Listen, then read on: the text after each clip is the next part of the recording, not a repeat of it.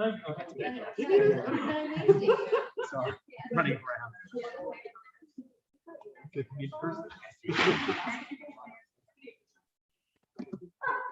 Okay, I'll get you the invite. Where's the invite participants?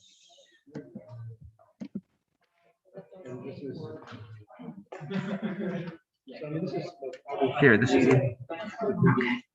I can't see.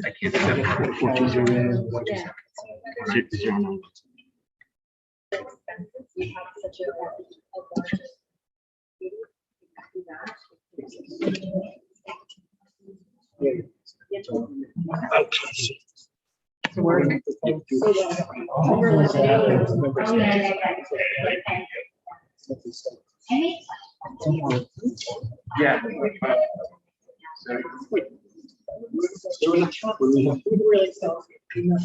Yes. I just think you have to get the camera. Sorry for the delay. This is our first attempt.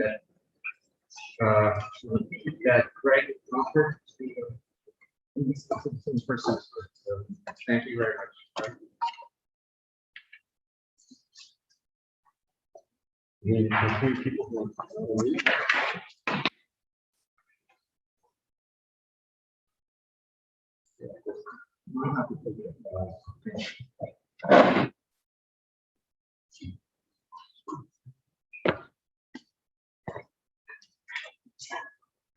I'll admit you. Is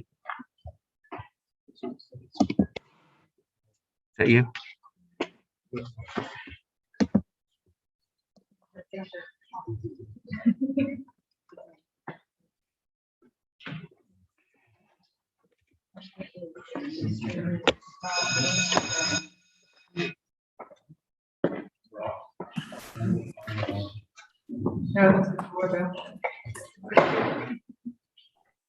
No, it really is. I believe It sounds like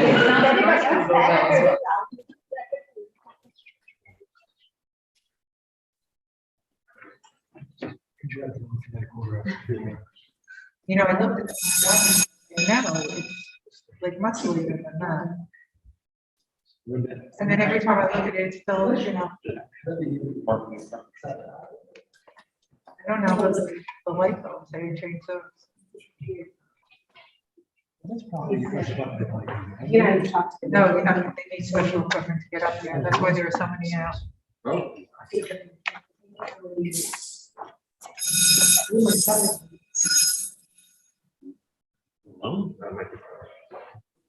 It's the elevator. Oh,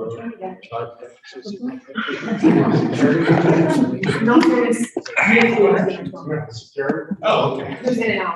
That's not for you. Don't worry.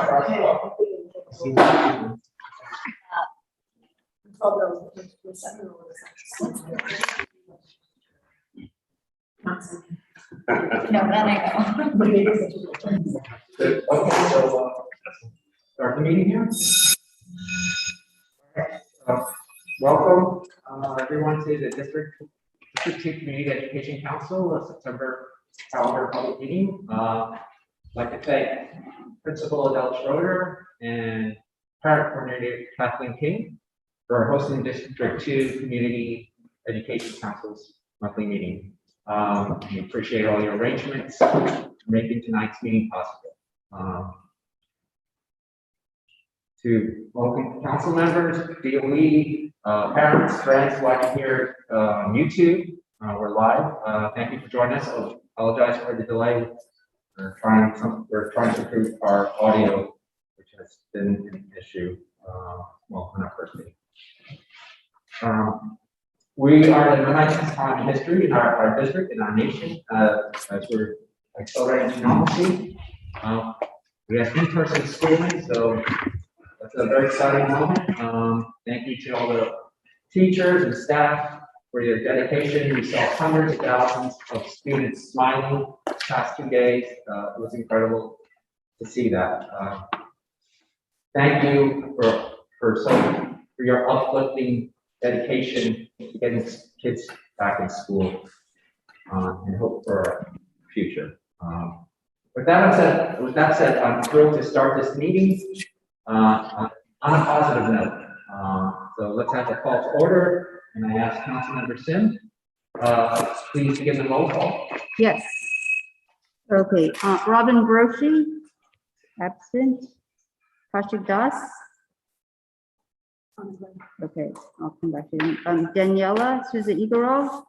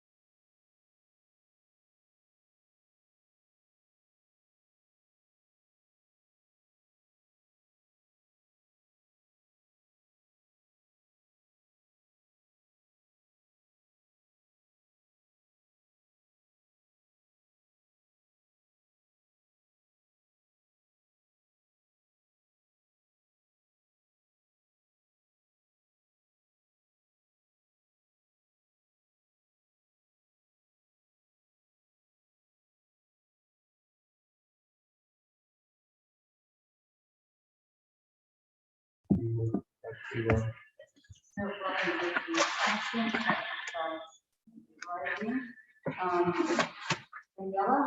Yes. Mendez? Yes.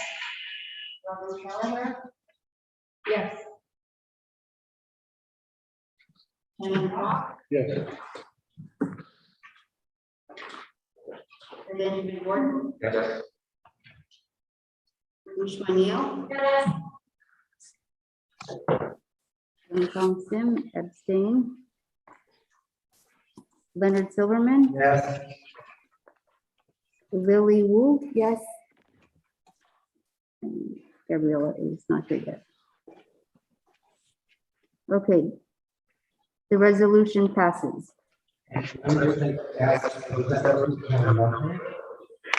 So it was my understanding, I was gonna bring it up in the working business, but to clarify, it was my understanding that resolutions did not get members until they were actually passed. So then I would just say In that, the past, and I did send it to Ben, saying it would be, I mean, it was 172, and I didn't know if we should put revised on there or not, but. well, maybe, I think maybe just for 180. Is that what we did, we changed the resolution number? Yes, because we have resolution 177, 178, 179 on the agenda right now. Yeah, but it gets a number when it's presented, Yes. so about 180 makes sense. We'll take 172 was tabled. Sure. Okay, at what point do you need us to read it into the record? When it's presented? Yeah, In order? Okay. So, point of question, this is to discuss it, right? Put it in. Correct. Yeah. All right, so I guess, Discuss and you can vote. You can vote on it. yeah.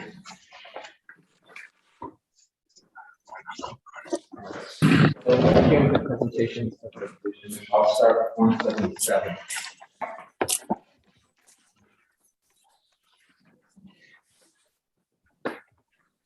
If you read Twitter, you see there's much debate about learning loss. The debate is over. We have, in this resolution, it cites the information that you're seeing coming out from a lot of states. You have in Ohio, where they did a thorough study of learning loss during the, with respect to the COVID achievement gap over the past 2 years. And you see that they're roughly equivalent to students missing 1/2 to 1 full year's worth in mathematics, and between 1/3 and 1/2 years worth in English language. You see this, you see the same, you see similar statistics throughout the country. In Colorado, there was a dramatic drop. In North Carolina, there's a dramatic drop. In New Jersey, where they did not have the state test, they used math in Newark, New Jersey, and only 10% of students when we combine math and reading were meeting expectations. And then there was a recent test, testing done by with math again by the NWEA, and it showed across the country 6 to 7% points drop in lower income schools and the median all across all schools was between 4 and 11 points.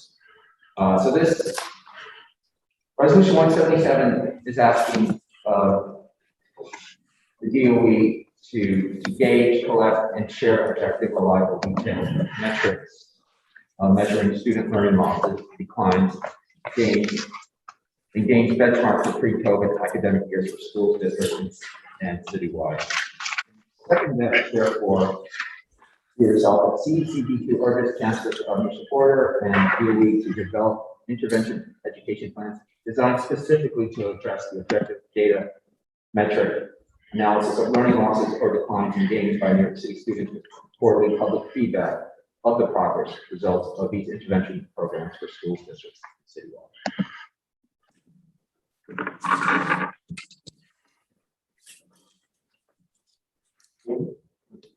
Yes, okay.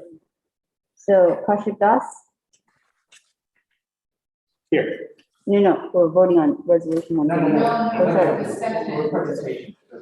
Oh, we're going to do the presentation. Oh, I have to go to mine. Sorry about that. Sorry about that. Okay, resolution 178 is very straightforward. What this resolution is trying to do is request that the Department of Education conform to the CDC guidance with regards to what is the definition of close contact. If you flip over to the second page, it basically says that the exception in the K-12 indoor classroom setting, the close contact definition excludes students who are within 3 feet to 6 feet of an infected student. If both the infected student and the exposed students correctly and consistently wore well-fitting masks the entire time, basically it means that they would not need to be quarantined. So what I'm trying to point out here is that there seems to be an extra layer of rules applied to students who are 12 and under that seems inconsistent with the CDC guidance. And what we're asking for is the New York City Department of Education to adhere to the science and policies that have been presented. Yes. Can we get copies of that? I don't know if Oh, anyone else sorry. has copies, but I don't. I did have some questions regarding it. I did want to refer to the CDC guideline. We're gonna have that question later. Yeah. Just No, but I'm saying, I want to be able to see the certificate. Oh. We have, we're sharing one. Oh, you do? Got it? I don't want to share. That is on. Thank you. Does anybody else?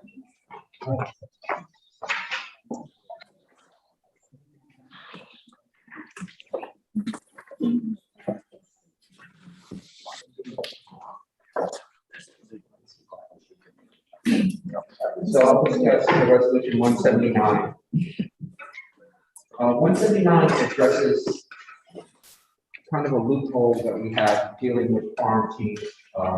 Resolution calls all quarantines of 6th or 7th grade classes to be whole class quarantine with synchronous remote instruction or concurrent classroom instruction. Basically, you're a 6th or 7th grader who has not yet turned 12 years old. You will not be getting synchronous or live instruction. Even if you're asymptomatic and you didn't have the vaccine, but you are forced to quarantine at home for 10 days. I think there's, if you get tested, you might be able to get out, I believe it's 7. But you will not have instruction that's synchronous. And the issue here is that students are not effectively being provided a way to have synchronous instruction or live instruction. We're denying instruction, essentially. And that hasn't been done before, in my view.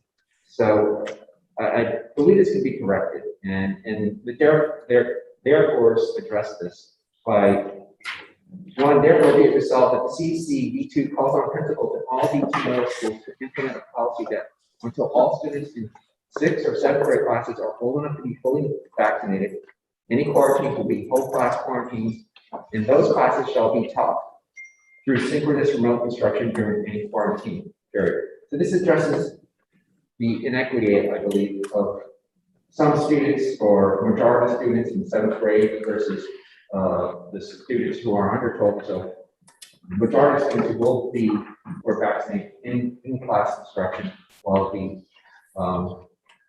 the ones who are quarantined will have asynchronous instruction. So this resolution, in essence, puts them both all in synchronous. And the second, therefore, asks for the DOE to implement it citywide. Now, the third, therefore, addresses that you can actually improve upon this situation. If the DOE convinced the teachers union to agree to having concurrent classrooms. Concurrent classrooms are where you can have students who have to be quarantined with students who are in person. They all can be learning at the same time. Somewhat like what we're having today, we're on Zoom, it's streaming, but students can participate at the same time from in person as and virtually. So that's what resolution 179 addresses. And people you want to discuss with? Yes, do you want to speak into a microphone?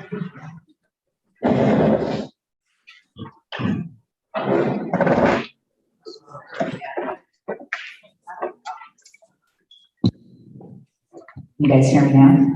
Yep.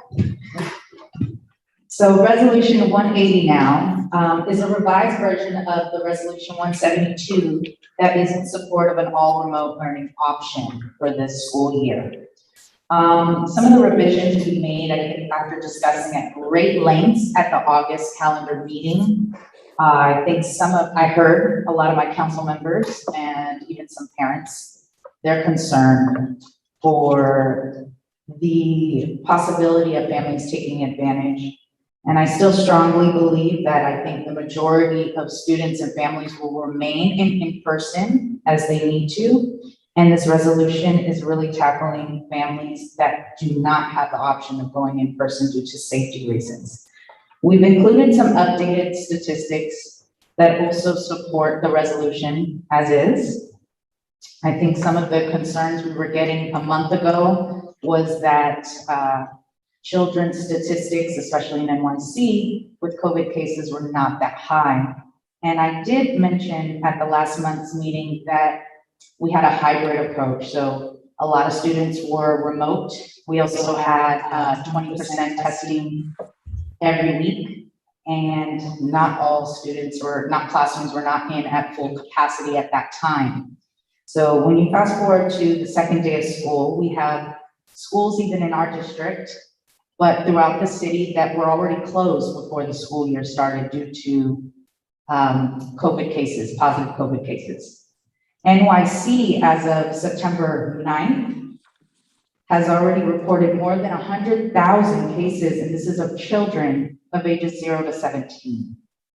And that is according to the joint report from the American Academy of Pediatrics and the Children's Hospital Association. We also have reported through the American Academy of Pediatrics, just as of yesterday, September 13th, that infections have actually risen exponentially among children in the US since July. The percentage that they give in that site, if you look, is actually 940%.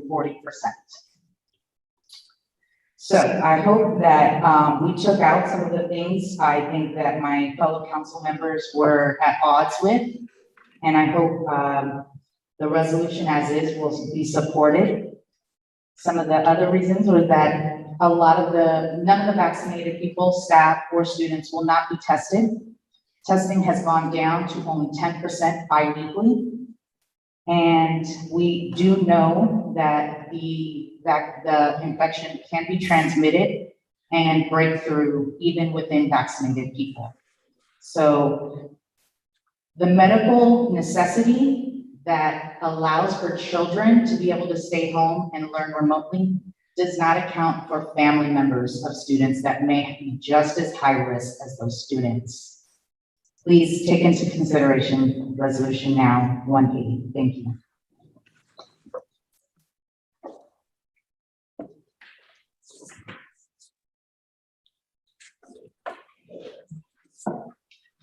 Okay. If you haven't signed up, please sign up now to speak. We'll have our speaking session.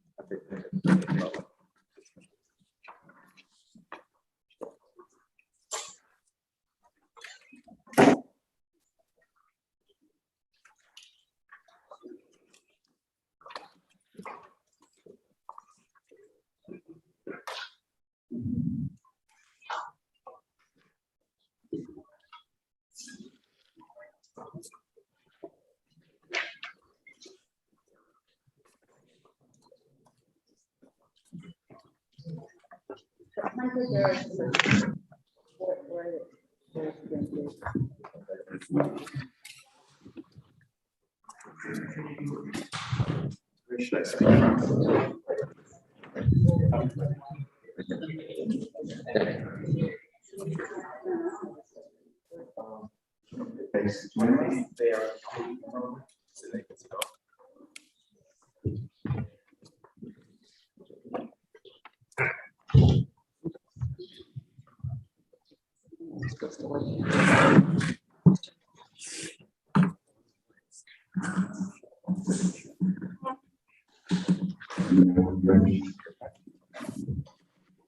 Well, I came here to speak in favor of resolution 179.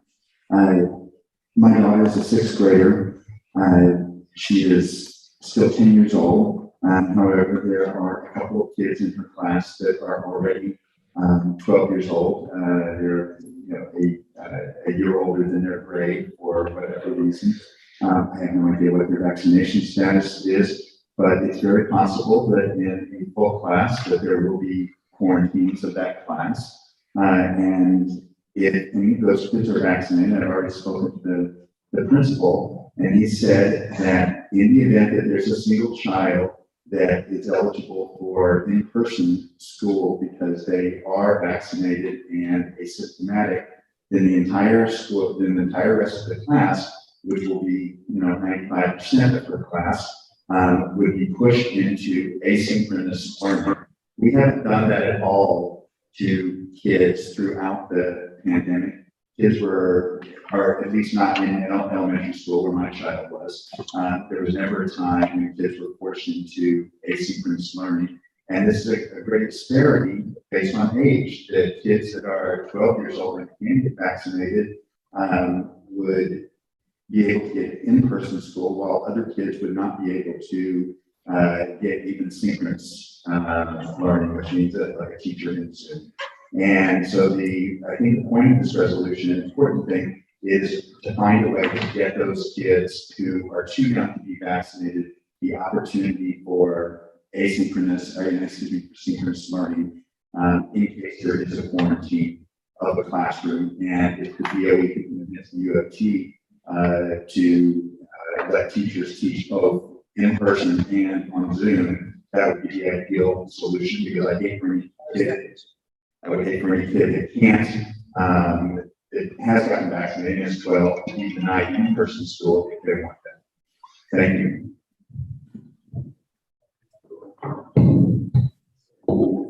Is Gavin Healy? Also, the speakers have 2 minutes each. Thank you. I really came here to address my comments to Mr. McGuire today. Mr. McGuire, I'm a parent of a 4th grader at PSIS 217, Rose 11, and I'm deeply concerned about our lackadaisical approach to COVID testing. Currently, only 10% of families in our school have consented to testing. Since it's DOE policy to test just 10% of consenting students every other week, at my school, that means the number of students tested will be in the single digits, maybe 5 or 6 students. District 2 needs to encourage each school to step up its outreach. When I voiced my concerns to the school administration, they told me there was little they could do. They tried to reassure me that some families were testing privately and would probably share any positive results with the school. That's not reassuring at all. It's 217's responsibility as a public school to keep my child safe during the school day. It's not the responsibility of any other parent. Moreover, I'm deeply concerned that some parents in District 2 are actively working to sabotage the limited DOE testing program and endanger vulnerable people in our community, including members of my household, elderly and immunocompromised members. So here's a post, Here's a post shared on a Keep Schools Open Facebook group with many members here in District 2, including some in this room. Fewer tests equals fewer disruptions. You don't have to consent to COVID testing this school. Ask the school how to remove your consent. You've already submitted. So, when I see things like this, I realize that I really just can't rely on the parents in District 2 to ensure my child's safety and my family's safety. I need to rely on you and the administration of 217 to do whatever you can. And please, I want you to let us know how you'll encourage these 2 schools and my son's school to increase participation in in-school COVID testing. Because I won't send my child back into the school building until the school steps up and does its job to facilitate the robust testing program. Thank you. The next speaker is Karen.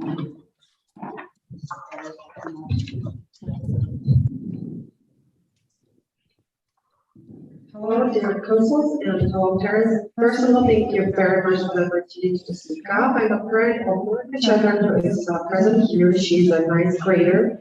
And we're business in the very, very beginning of our enrollment here in New York. We moved to New York a year ago, a little bit more from California.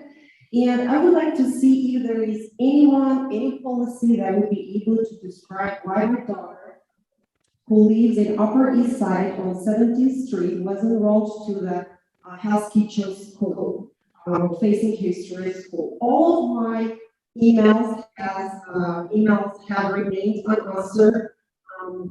No matter how many times, I would try to reach out. By my strongest opinion, it's just a reply to my complaint that I made toward Jill Dean, who was council, I guess, who was responsible for the enrollment in the middle school, Robert Wagner Middle School. And what the district right now does, they just bully my daughter, and she's outside of the system right now. She wouldn't go to that school because of the safety reason. I would not let her use subway. And since I'm a single mom, I moved to New York during the pandemic. I don't have relatives here right now. I don't have friends. I don't see my daughter traveling here to the house kitchen. And I would like to see if there is anyone who would be able to show the policy that would describe and explain and support the position of the district number 2. all of my emails have remained unanswered or just ignored or, dismissed.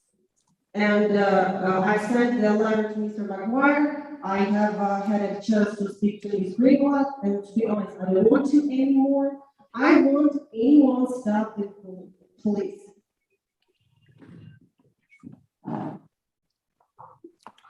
The last speaker is Alex Schildkraut.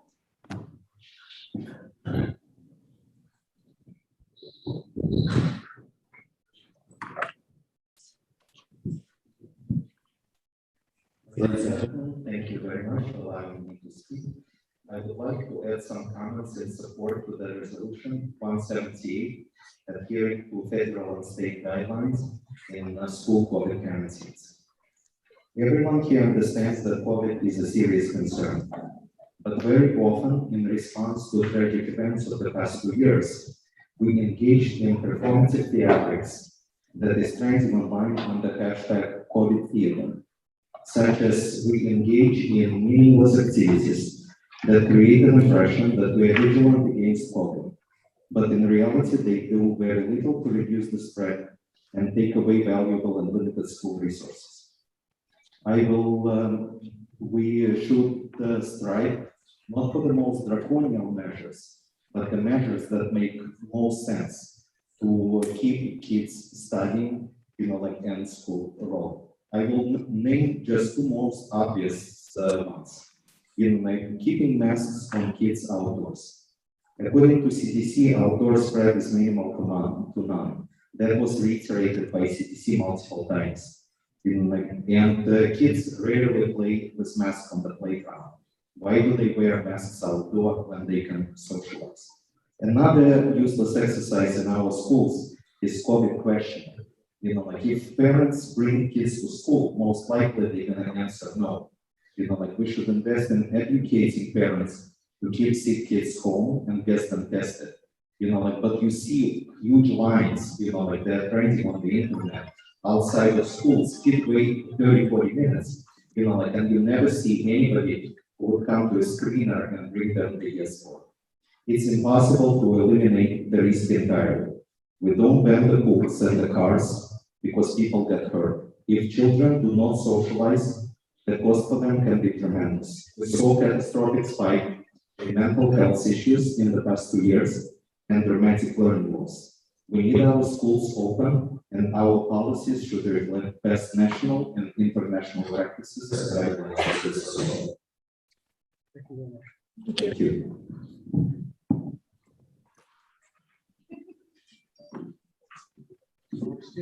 Nope, that was it. That's the end of the first.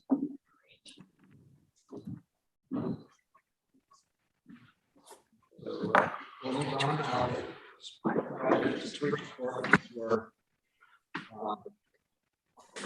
We started a little late here. I'm excited to report that D2 schools are open and in person. Over 82% and counting have attended day one. Teachers, principals, admin staff, District 2 Superintendent's Office, DOE Central, thank you for making this happen.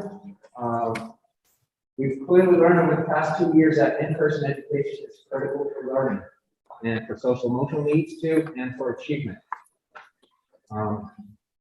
The opening reminds me of one of my favorite education quotes from President John Kennedy. He said, "Let us think of education as a means of developing our greatest abilities, because in each of us there is a private hope and dream which fulfilled can be translated into benefit for everyone and greater strength for our nation. One person can make a difference and everyone should try." In the past 2 months, we have listened to District 2 parents who have expressed their concerns by not only passing 7 resolutions, sending a council letter to DOE Central, but also advocating on behalf of our past resolutions. CECD2 has specifically passed Resolution 169, supporting a French dual language program. The Resolution 170 supporting middle school graduates who did not receive their high school choices. Resolution 171 supporting the maintaining of student academic opportunities.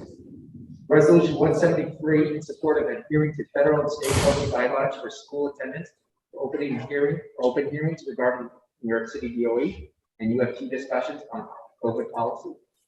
Resolution 174 in support of allowing community educational meetings to convene virtually during the pandemic. Resolution 175 to request DOE engage families prior to announcing GNT changes. And Resolution 176 to provide supplemental learning and social emotional support to students. At last month's meeting, I was happy to share that we had a roadmap for the virtual learning program. I hope that's progressing. The French community is working hard to identify a D2 school to host it. Resolution 171, supporting and maintaining of student academic opportunities, was not just passed, but was also heard and was well received. And I'm excited to share that as a community, parents, CECD2, the district superintendent's office, and the district schools like Wagner, Lavender School are offering our student learners academic and accelerated opportunities. Our superintendent announced, our community is ready to take on learning losses because it's real and documented. And I'd like to also thank that our superintendent announced last month the use of math and already assessments will be implemented district-wide to gauge, collect, and analyze and improve our students' learning. Thank you. Assessments now are more crucial than ever to combat the achievement gap, the COVID achievement gap. Simply, ignorance is not bliss. We have to embrace knowledge with data from diagnostics to improve all student outcomes. And why do we have to improve outcomes on a district level? Just today, in the Tribeca Citizen, 5 schools were, data on 5 schools were released. I'm not sure it was confirmed, but released showing that we've lost another 250 approximate students in schools. And as a community, we have to come together to end this exodus by showing improvement in schools, in the environment, and to help the success of in-person schools. We all have to do that as a council, and we are doing it. And thank you for all your efforts, council. That's all I want to say for today, but I'd also like to share my time with Vice President Daniela Souza-Everall for her attendance at a recent meeting.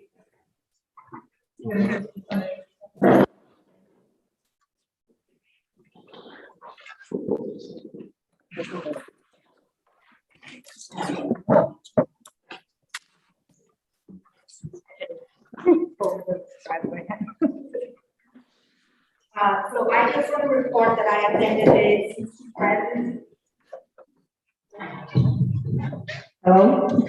I just want to report that I attended the CC President's meeting. Unfortunately, Ben was not available, and I had the opportunity to meet many parents advocates from across the city who are part also of CCs.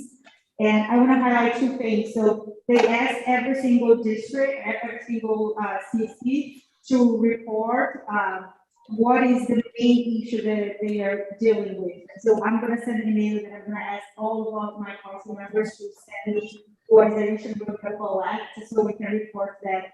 And one other thing that I want to highlight is that I was surprised by the number of CC presents who are parents of students with disabilities who have been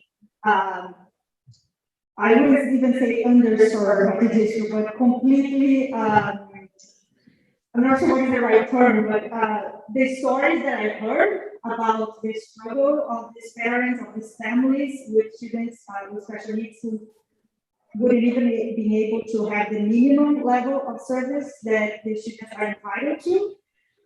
It was really astonishing. And you know, I've been working in education for over that, so I've heard many stories about special education, but for me, it was eye-opening about how special education is such a huge issue that we really must tackle. And I'm so happy that Upe is here, and I know that she's very involved in these issues, and really looking forward to working with you on supporting this special education community in our district.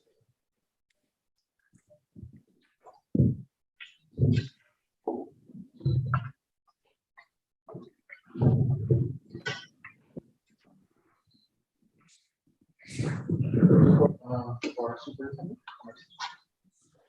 Thank you very much.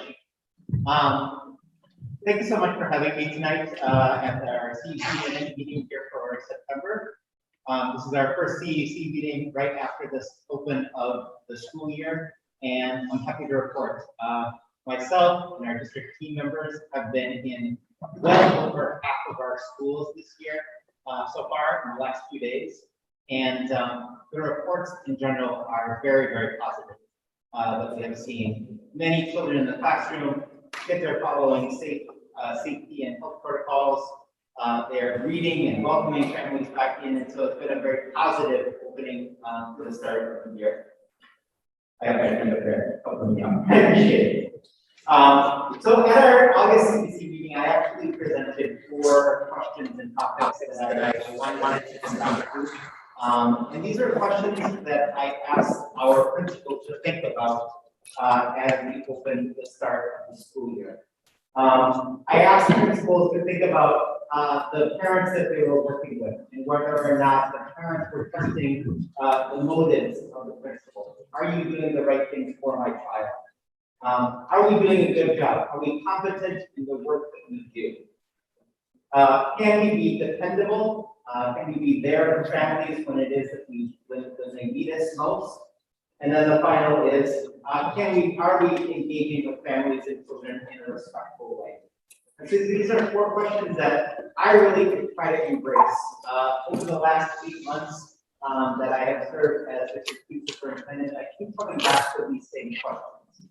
We are a massive district within New York City, and New York City is a massive, the largest district in the country.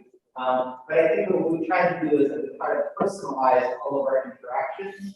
We try to be human, even in this massive system. And so these are 4 questions that I keep coming back to that I think that helps to reinforce that. I did want to just start out and just do a quick little recap. I did also share this at August meeting, but we had a very successful summer with Summer Rising. In District 2, we had 16 sites for kids in kindergarten through 12th grade, just under 3,000 kids, with a few of our schools really having a very large number, well over close to 300 kids in some of our schools. PS2, 104, 276. And those students came and attended. There were only a couple of reports of classrooms that had been closed over the summer due to positive COVID cases. So for the most part, these were events and activities that really enriched kids, brought a ton of kids who were remote all year back into the classroom, and it was positive and safe and healthy. So we're hoping to only build on that for the coming year. There were also the work alongside of the Summer Rising Enrichment Program was this mandated program for students who did not pass their courses. There were only 33 kids across District 2 that were mandated for summer school. 13 of those kids participated in remote learning, 20 in person. And I can say that all of the students who were in person passed their courses, gained credit, and were able to move on to the next grade. So it's really a show for how being in person is. I just wanted to share this. The New York City Department of Education partnered with the City Arts program with the DYCD, Department of Youth Community Development, and they did projects like this all over the district. This is a mural that was done in collaboration between the Chinatown Mural Project and the Thrive Collective. This is a mural that was done with an artist that helped students to really gather the ideas that they wanted to see on this mural. And we had a beautiful opening ceremony of this at PS 130. So this is at in the school yard at PS 130. Really, really beautiful. So today I'm going to share a little bit with you in regards to what it is that we can expect as we welcome our kids back. We're into day 2 of the 21-22 school year. I'll talk a little bit about the academic plan and recovery, as well as our plan for personal and developing interpersonal skills and relationship building, and how important that is, and how key that is to the success of our students. I'll talk a little bit about the school health policies and practices, after school programs, and what we can expect for some parent teacher conferences and other events throughout the year. We're getting feedback that. Oh, I apologize. Is this right? That's the mic. So it's not like this? You can stand like. I can stand like this. Okay. So when we're thinking about academics, we just want a couple of things together. I'm gonna put a couple of things together. Creating a welcoming and affirming environment for all of our children, making sure that it is an environment that children feel comfortable returning to is essential. Ensuring that we are establishing high expectations and rigorous instruction for all of our students, and that we are accelerating learning. A lot of talk has been made about remediation, but studies have found that our best response to students who are struggling in learning is to try to accelerate the learning. And so that is a lot of our teachers and principals worked over the summer to develop new curriculum plans that actually accelerate learning.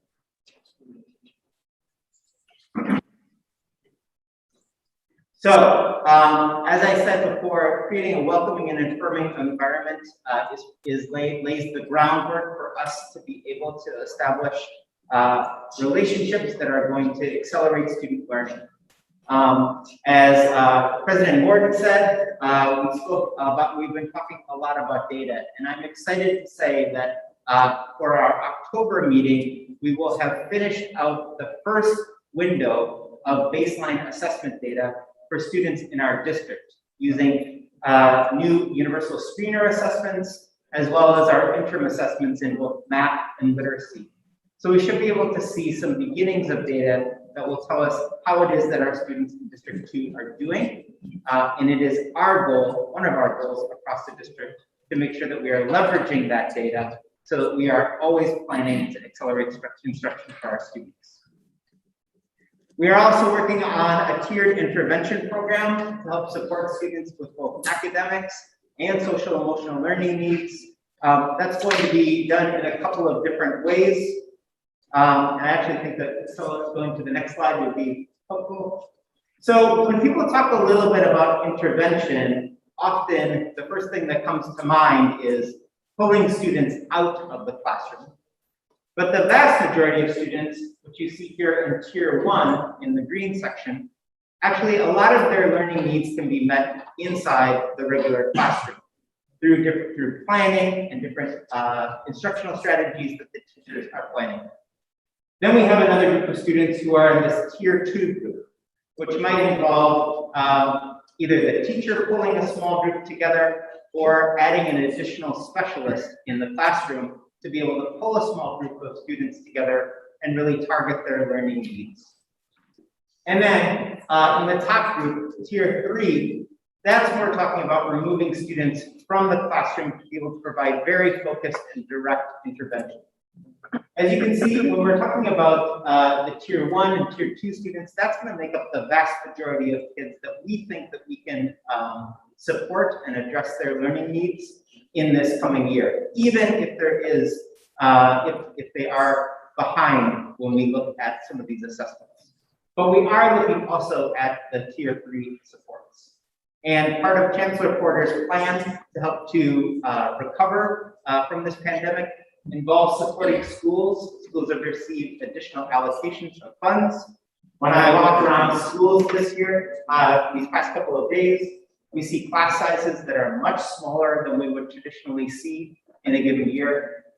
That is in part thanks to a lot of the supports that the mayor and Chancellor Porter have put into schools to help us to think about how it is that we can and reconceive how it is that we are supporting students who might be struggling when they return to school.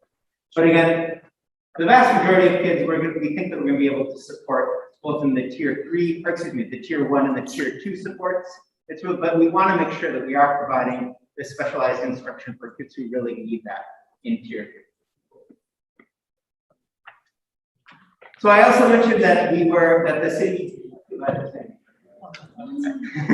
I also mentioned that the city is investing in supporting students with social emotional learning needs and addressing loss that may have occurred during the pandemic, both loss of life and the loss of some of the social skills that we know that kids missed out on when they were in school. To help to support families and children, the city's hired over 150 social workers. They have developed a more intensive set of supports with developing new community schools that have actually the supports built right into the school building. And then we are also working with new curricula, including a screener assessment for students with social emotional learning needs, so that we can know exactly what students need immediately and address that, kind of like we're addressing students' academic needs. So we've heard a lot about the health supports that are being included in our schools as we are reopening. Some of these you are probably very, very familiar with, and some we've spoken about tonight already, actually. So we are looking at 3 feet of social distancing. That is happening in the vast majority of our classrooms. Where it isn't happening, we have made sure that there is strong ventilation, and teachers are taking extra steps to make sure that students are following all the health and safety guidelines, pulling up their masks, staying distanced when possible. But the 3 feet of social distancing is really occurring when we look at our cafeterias. In almost every cafeteria that we have visited, the 3 feet of social distancing is in place, and where it has not been, we've had Department of Education staff do walkthroughs of those spaces, add additional supports, including ventilation into those cafeterias.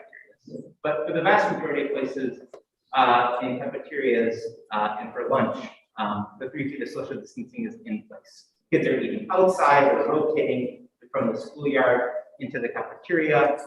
Some kids are going to local parks. Older children are going to local parks to be able to eat. And so we feel good about how it is that we are addressing that need. As I said here, mask wearing, ventilation.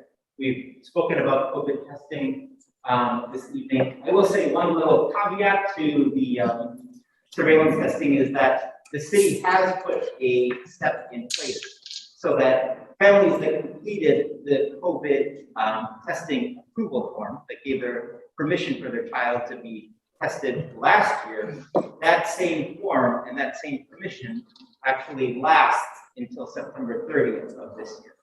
So we have a little bit of time to try to boost up the number of kids who have permission to be tested in the school. The daily health screener that many of us have been completing, and staying home if you are feeling ill. I want to come back to that one as I move on, but that needs to be very, very clear that if you are feeling ill or somebody in the family is feeling ill, we don't want to send kids to school. And so if there is a fear of that they may have COVID-19, if somebody in the family is displaying symptoms. The Situation Room is still up and running and providing support whenever schools need it. And then just recently released is that all visitors to Department of Education buildings must be vaccinated. And so that's anybody who comes into the building, parents, community-based organizations that are providing supports, any kind of special visitor that is coming into the building, everybody has to be vaccinated. That is a requirement. So the remote instruction process has been changed for this school year, obviously, because there is no remote option currently for students in their schools. So all of our teachers have a window of time in which they must set up their learning management system. Most people use Google Classroom. That chunk of time has started now. And so learning management systems, Google Classroom is being set up. There is a requirement that all teachers have to have a baseline of asynchronous instruction and materials that is loaded into Google Classroom in the event that a classroom may need to close either partially or full. Online classrooms are going to be used for both asynchronous and synchronous remote instruction. So asynchronous instruction, I just kind of broke it down simply here. So election day this year is a instructional day. It is an asynchronous day. So this election day, this coming election day is an asynchronous day for all students in New York City. Asynchronous instruction, by asynchronous, I mean the loading of materials and the preparation of tasks for kids to do. That is also done if there is a partial class quarantine, which was discussed in one of the resolutions tonight. Synchronous instruction occurs when there is a full class closure, or something that might take all of the students and teachers out of the building, like a snow day or a hurricane day. But something that might bring all of the students and children out of the building, then families and children can expect to be involved in asynchronous instruction. If there is a partial class quarantine, so that will be supported by the asynchronous instructional materials that teachers load, but then there's also an additional support which is agreed upon as office hours. Office hours are required for all teachers to engage their students who are working asynchronously. And that is information that is being worked out from school to school. I've heard different things about plans. The majority of schools that I have talked to about this have talked about wanting to make sure that the asynchronous component involves some kind of connection with students on a daily basis during the days that they are at home. One more. So here are some just additional details for the school year. So breakfast and lunch are normal, are served daily. After school programs are permitted to operate on site, but again, they fall under the list of people who have to be vaccinated. Our city is going to continue to ensure that all of our students have a remote learning device and access to the internet if they don't currently have it. The student attendance policy has reverted to the pre-pandemic attendance policy. We expect all students to be on site. We expect all students to be on time. In the event that a student must quarantine, then teachers will take attendance then as well. So there is a requirement that if a student is in quarantine, that attendance is still taken for those students. Outdoor learning, tons of our schools are participating in the outdoor learning initiative, the closed streets or work in the parks. And then we're also very happy to say for those of you who have middle school children who participate in sports, that middle school sports are on. There are a bunch of sports that have been deemed low risk, that generally occur outside and don't require tons of face-to-face interaction. But there are also higher risk middle school sports, like soccer, or excuse me, like basketball. And basketball currently is being treated just like PSAL. Any middle schooler who participates in basketball would need to be vaccinated as with their coach. Because we're talking about a higher risk activity. It's occurring indoors. Everybody needs to be vaccinated. I did mention that vaccination is required for all visitors. There's a couple of exceptions. If you have a pre-K or a 3K child, for the next few days, you can help support their transition into school by bringing them there. If you need to register your child for school, you can come into the building. If you are putting out a fire, literal fire, like a DIY fire, then you can come into the building without having your vaccination status checked. And so I'm happy to share that. Next month, our district planning team will be joining us. And our district planning team really looks at trends that have occurred in our district. They look at trends in regard to attendance. They look at trends in regards to building capacity. They look at trends in regard to some of the measures that we use to evaluate schools, including testing, the learning environment survey, and other aspects like that. So I know that we've been talking a lot about what has happened in District 2 in New York City following the pandemic. We've talked a lot about students who may have left and not returned. I have to say that we see we're kind of like in the midst of still figuring it out. Jennifer Greenblatt helped to unravel a puzzle that involved a lot of schools that were having to cap some of their capacity because there were so many students coming in. So we're still kind of sorting through what it is that our enrollment looks like in our district.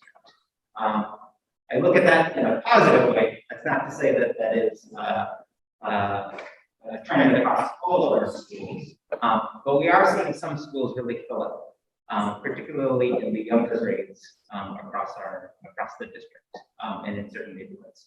The Upper East Side seems to be very crowded, or more crowded in comparison to downtown. That's just anecdotal. But we'll have more real data on that rather than my anecdotals next month.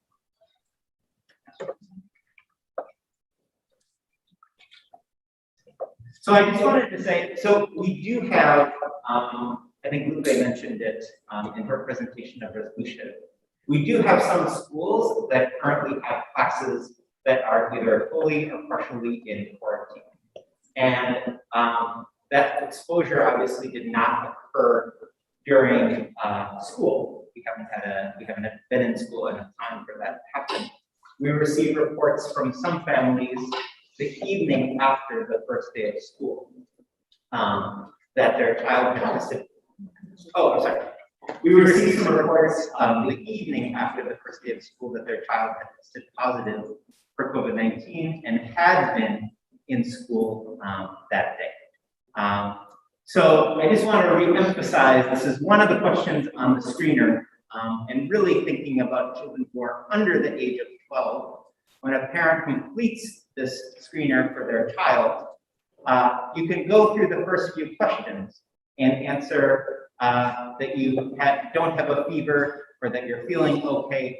But if you are in a family and there is someone who is not feeling well and seems to be exhibiting some of the symptoms of COVID-19, then we're going to ask you to really look at this question, which says, have you been around anybody who's been demonstrating these symptoms, and keep your child home for that day and until you can get a negative test for your child. So we really want to make sure that we are taking care with that question and not taking a one-day absence and turning it into a 10-day quarantine. We have seen again and again that our students really do best when they are in person, and so we want to make sure that we are keeping them in person as much as absolutely possible. And it's lessons. We're looking forward to a great year. I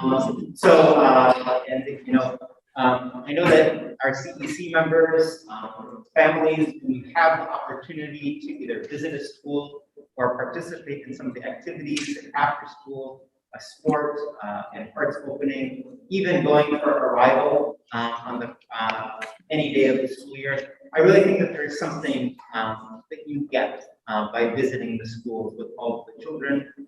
There's something you really understand the energy. It's been very uplifting over the last couple of days to visit so many schools and talk to so many kids. And so I encourage everybody to do that where and when they can. Thank you. Thank you. Are there questions? Yes. Yes. You might want to go to the right. Do I? A lot of commentary that they can hear on the live stream. Okay. Yeah.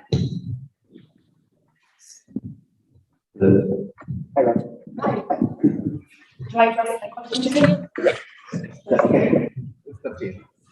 So, Superintendent Ellen, thank you so much for that detailed presentation. It was very helpful, I think, to all of us and very well documented and diagrammed. And I really appreciate the talk of the tier system, 1, 2, and 3. And I know it's very important that we focus on the learning loss for tier 2 and 3. I understand that 80% to 90% of the children will be tier 1. My question is, what about the tier 0 or the tier of children? Because you didn't mention this specifically, but what about the children who are above grade level, and how will they be taught in their what did you say, that your bandwidth or your how would that be addressed? One more question, but, it's not more. Anyway. I did mention that, so those tiers were specifically in regard to students who were requiring intervention, students that we were concerned about, as we returned to school and who were not necessarily performing, at grade level. Our plan is to continue to follow the New York State standards, for all of our core contents. As I mentioned also, is that our plan is to make sure that we are accelerating our instruction where possible. And so there are several schools that have very specific examples for how it is that they have rewritten instruction to make sure that they are boiling down not watering down, but they are identifying very clearly the objectives that they want to make sure that students reach, so that they can get through more of the curriculum throughout the course of the year. So, our feeling is that in a pre-pandemic scenario, that our work is successful in helping to support students who are working at and above grade level. And our plan is to continue that focus by working with the state content standards. And as I said, there have been some adjustments to make sure that we are really getting through the state standards this year, and addressing the needs that students have specifically in the different content areas. Is that acceleration then meant that 80 to 90% for tier one? Well, you mentioned tier 0. So would there be another tier, or is that the acceleration you mentioned meant for the general 80 to 90% children? We're really looking at accelerating instruction for all of our students, right? Okay. But we want to make sure also that we are where it is that we're seeing learning loss, that we are.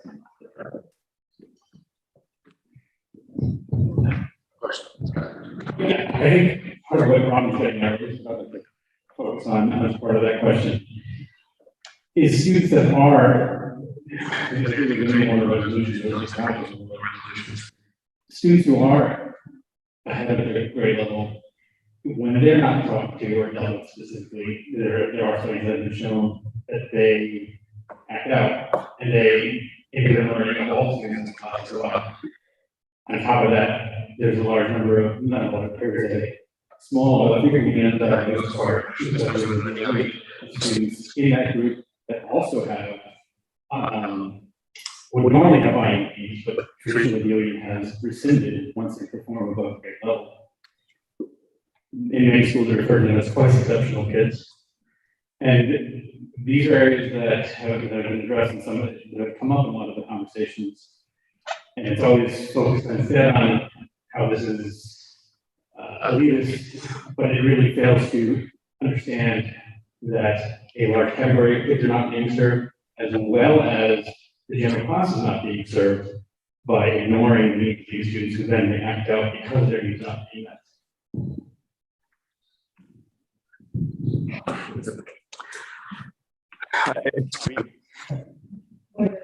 Yeah, where do those children fit? If there are kids that, if I do, I would reiterate how to draw this question, it does seem that kids who are above grade level are still being ignored. Should be that evidence of all the students. Do you agree or disagree? Because it seems like there is an agreement there. There is an agreement overall with DOE on this. I don't think I agree with that. I also just argue the point and say that, when a student has an IEP, there are many, many different reasons why a student has an IEP. There are different reasons that there really should be a table around. There are a lot of different reasons why a student has an IEP. Right? There are academic reasons, there are social emotional reasons, there are organizational reasons.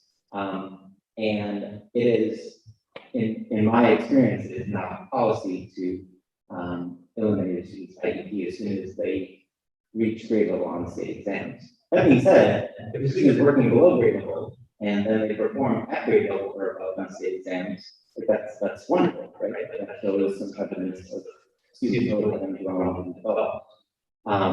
But with a student who has an IEP, individualized education plan, those students' needs have to be looked at individually.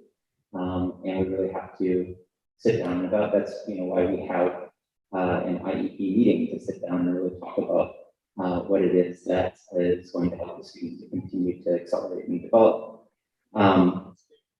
I think that the additional support, the financial support, this reduction in class size that we're seeing across the district, and it's not part of the official policy that is in place in all our districts, that class sizes are reduced. But once again, I think we're seeing the very smart leadership of our principals by taking the additional resources that they have received from the city, making sure that class sizes are small across the board so that they can address students' needs wherever it is that they may be. But the information that I did share was specific to students who were not meeting state standards, and so, or not meeting benchmarks on assessments like the math or Acadian's learning. So that's what I shared there. But we are seeing a lot of different interventions to try to personalize learning for all of our students across the district. And that's going to continue. That's going to continue throughout the year. So we're seeing some good things. Okay.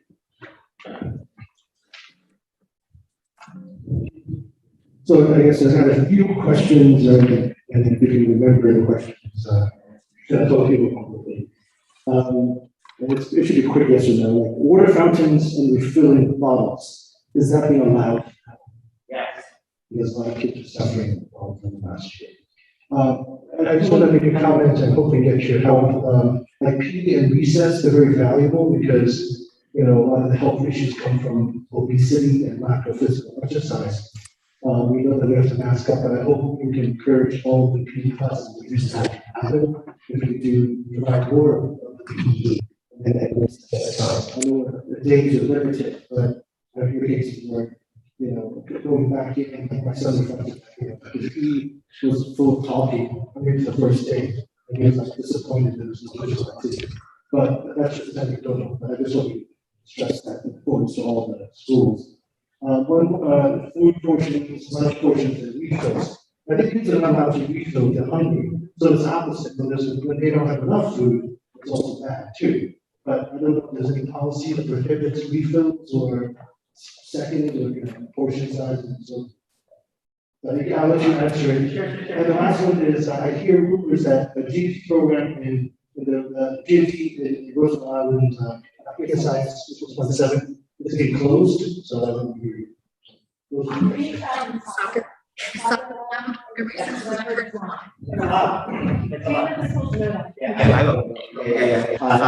am not thinking about UT being closed at Roosevelt Island. We just want to absolutely feel that rumor right now. In regard to physical activity, soccer is permitted, and outdoor activities, whether it's recess or a physical education class happening outside, they can run and play and sweat and breathe heavily and all kinds of stuff like that outside.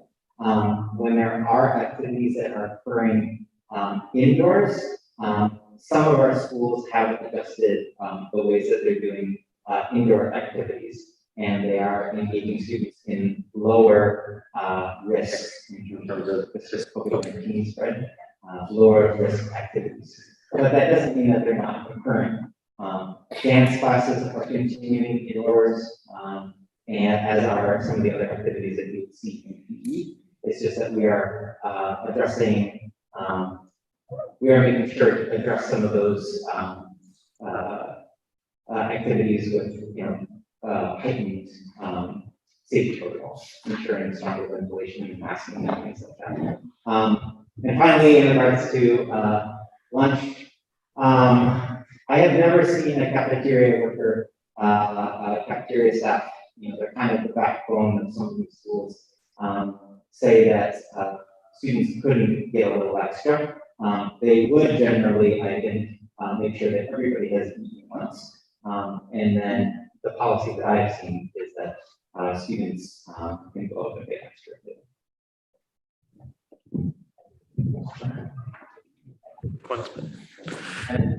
This is a perfect segue because I have two situations that come with regard to my own child, who specifically my little year, which is just starting this school year. First, with regard to lunch, I can tell you that he tells me that he's eating lunch at 9:30 in the morning. I don't believe that's healthy. I think there's some issues here. His appetite is a little skewed. Has been a little skewed. I was on day 2. But that's something I understand the concern about staggering lunch, staggering the cafeteria, but I'd like to see that there's a rotation, certainly 158, so that we can address kids, because I don't think it serves anybody's interest to serve someone breakfast at 8 o'clock in the morning and to try to give them food at 9:30, 9:45, and say, okay, you're expected to eat it, you just don't expect to eat lunch. So that's the first thing I mentioned to you. And the second thing is, despite the significant enrollment drops that we're seeing throughout the city and certainly in our district, it just happens that my son is telling me that he's got 33 kids in his class.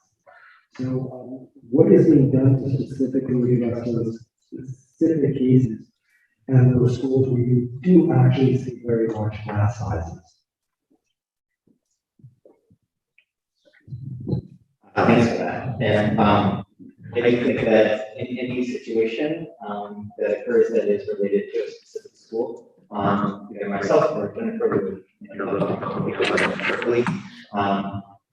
The Department of Education's our interpretation of the CDC guidelines is that we believe that in-person learning is essential, and that we will use 3 feet of distancing.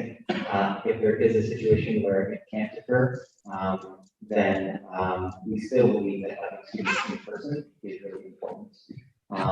And so there are different things that different principals have done. And I can't speak specifically to your child's school in terms of what it is that how it is that they put 30 students in a classroom.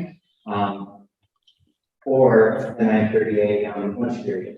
I will say that, like a lot of things, the way that we start is not necessarily the way that we end, or even the way that it looks in a couple of weeks. And across the board, that is certainly not an ideal time for lunch, nor is not being able to provide 3 feet of distancing. And so, as health policy will likely evolve at some point throughout this school year. We don't know what that might look like, and it will be in response to what's happening in our city.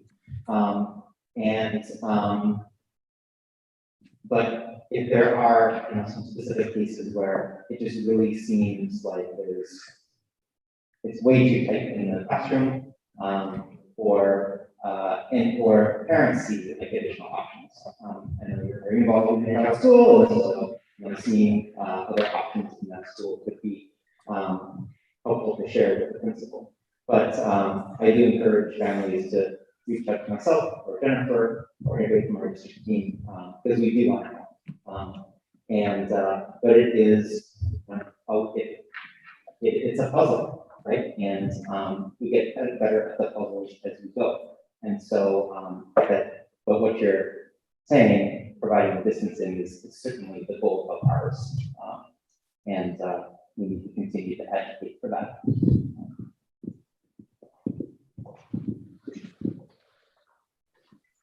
One last question about lunch. My 7th grader ate indoors in her classroom, and the windows are closed, but the air conditioners are on. So what's the thought on air conditioning as opposed to open windows? I do know that the air conditioners do provide some level of circulation in the classroom. I don't know whether or not it is considered better to have the air conditioner on or to have the windows open. But I can't find out. And I will. Thank you. And then two other questions that I sent you yesterday. One, are you aware of the percent of, school by school or across D2 of people who have consented to testing? And then the second, are there any D2 schools without nurses? And of the schools that do have nurses, how many of them are full-time DOE nurses versus contract/per diem nurses? So I don't know the percentage of families that have consented to testing for this year, but the regulation that I had said before, or that the permission that the Department of Education has allotted for last year's consent forms to continue to last until September 30th this year. I wanted to make sure to highlight that, but it is after September 30th that the central office has shared that they will be able to identify for us the percentage and numbers of students that have given permission for, or families that have given permission for their children to be tested. So I will have that, and I should be able to have that in October. In regard to nursing, for the vast majority of situations, we have been, a vast majority of schools in our district, we have been in good shape. We did receive word that there were a couple of schools that did not have a nurse in hour one of day one, but that was quickly rectified.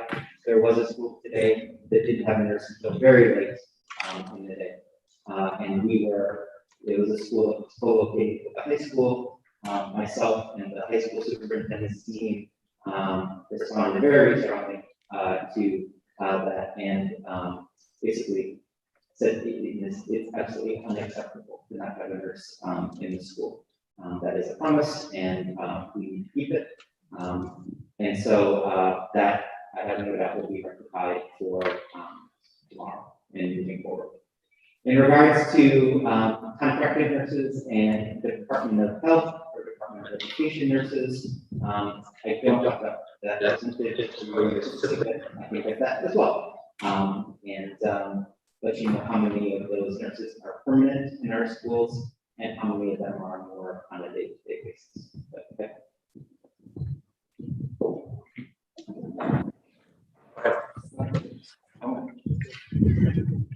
All right. I don't want to take up too much more of your time, but I do have a few questions, and I can ask them individually if you prefer. Just piggybacking on testing, and I know that the percentage is kind of skewed because it's rolled over from last year, and then we have a whole half of group of students that weren't in school last year that may or may not have signed a consent. Is there a threshold?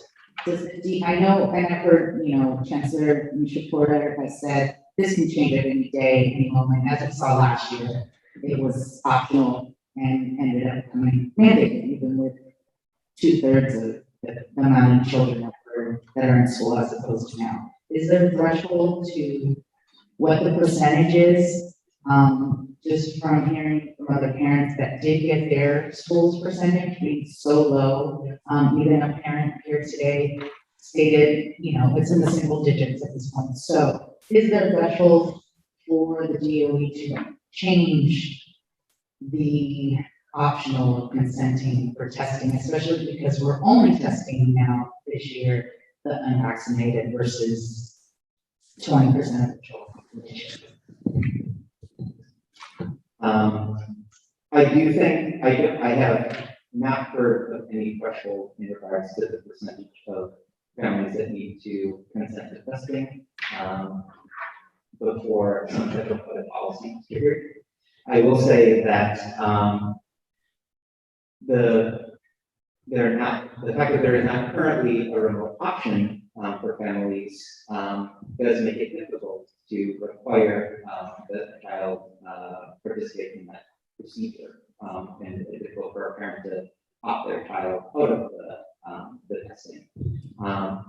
truth is that I do think that there will be a number of our schools and our families that will transcend testing so that we will have a robust pool of kids that we can test.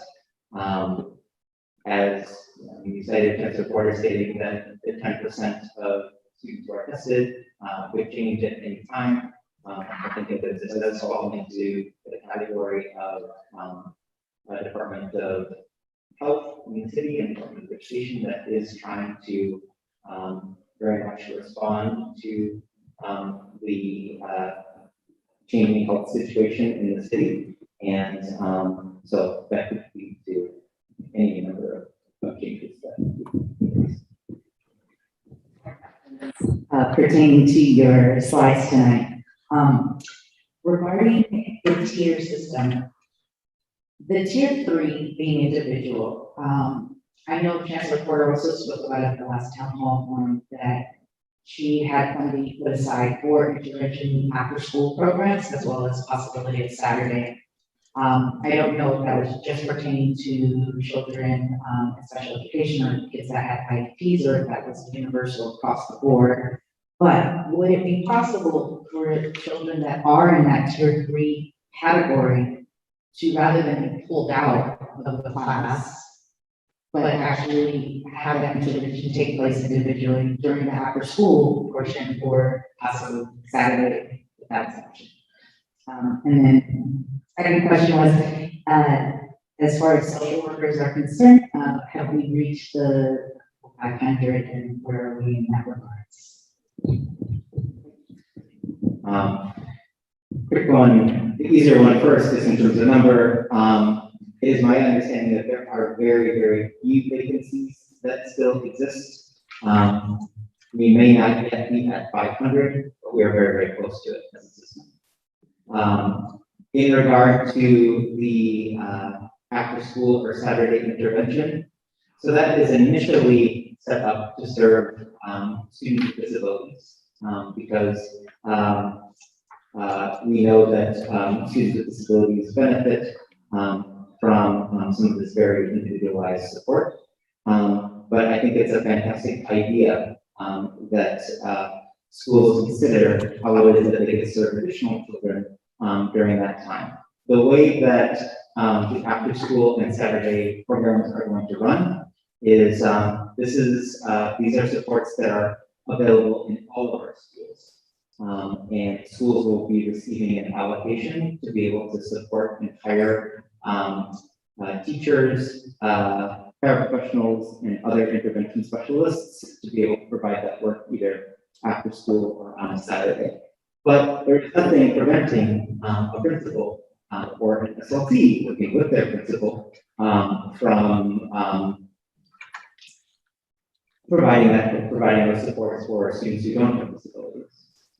And so I encourage families who are part of SLT or PTA to reach out to the principal and see how it is that that time could be really expanded upon. If there is a permit that is put into place in the school or after school or Saturday, why not take advantage of that and do all you can during that time to support a wide range of kids. But it was initially set up to serve students with disabilities, and that has to be managed and supported before anything else happens. But I do think that many of our schools do have resources to be able to support additional groups of people, kids, after school or Saturday. Thank you. Thank you very much. Quick.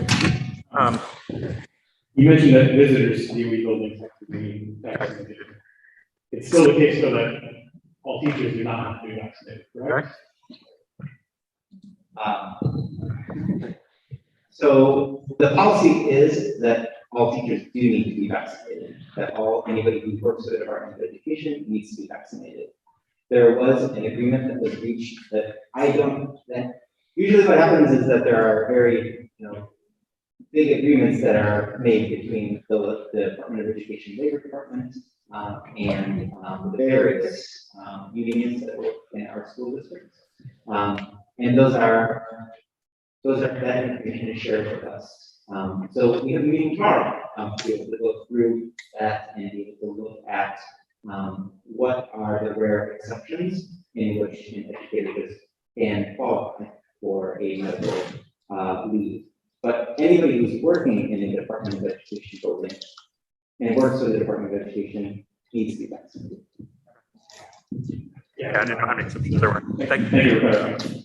And, just quick, and that's not a question to answer now. District planning, that's great that they're coming. Thank you for that.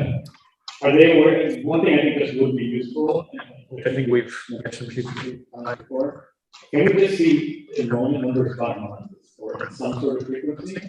Because I think it would, though I understand that overall enrollment might vary a lot from one school to another. Overall enrollment in the district, many years have pointed out, and then impacted by various events. And I think it just would be helpful to see those month by month numbers. So we have that, I assume they do. In relation to some of those events. Is that something you can bring to the table for you to leave next month?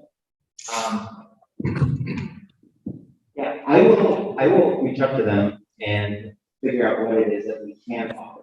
I'm just not sure how it is that, their office, the way that the numbers are looked at.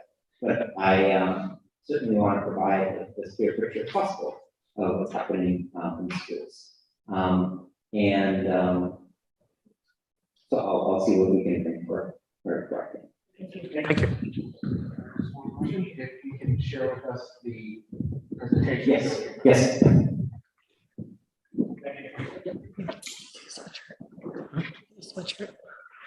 Cool.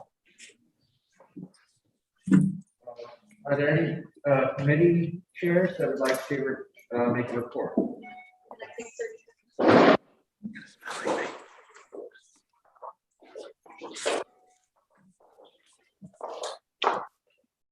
I'll be brief for the students in temporary. I'll be brief for the students in temporary housing. You heard me talk about the supplies we bought with last year's budget. So on August 16th and August 24th, I just want to say thank you to Shino Tanakawa and Emily Hillstrom, who helped to allocate all of those supplies to 20 different schools that we had ordered things for. PS 33, 51, 111, 116, 158, 198, 12, 126, 130, LMC, Sun Yat-sen, Exlet, Yorkville East, Salt, Wagner, Lab Middle, 75 Warren, Clinton, and Elevator. So we did a good thing there.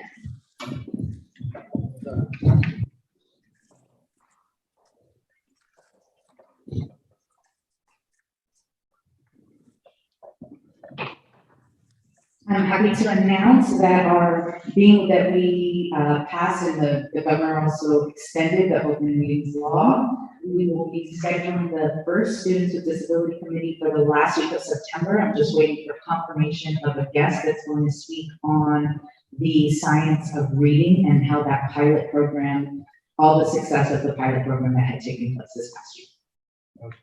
Would you have, before you have the meeting, if you can send me the details of. Of course.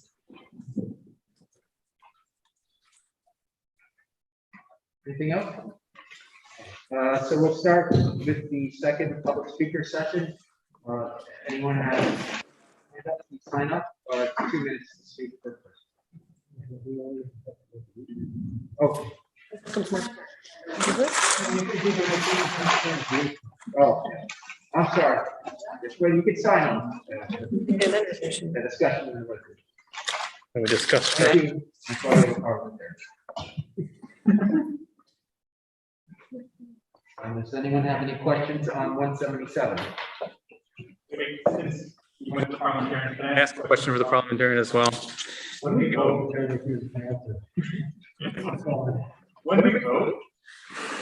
do we have to vote in that order? Can we, if we're uncertain, can we choose to go at the end, or can we change vote?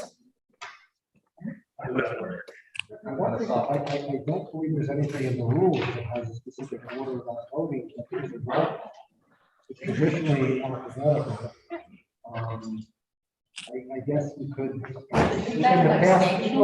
In the past, I have seen situations where somebody. Yeah, you could pass and then go at the end. You could come back to you, I don't know which one you can block. But it's not typical. We have that. That's fine. It's done for election, for office. Any questions regarding resolution 177?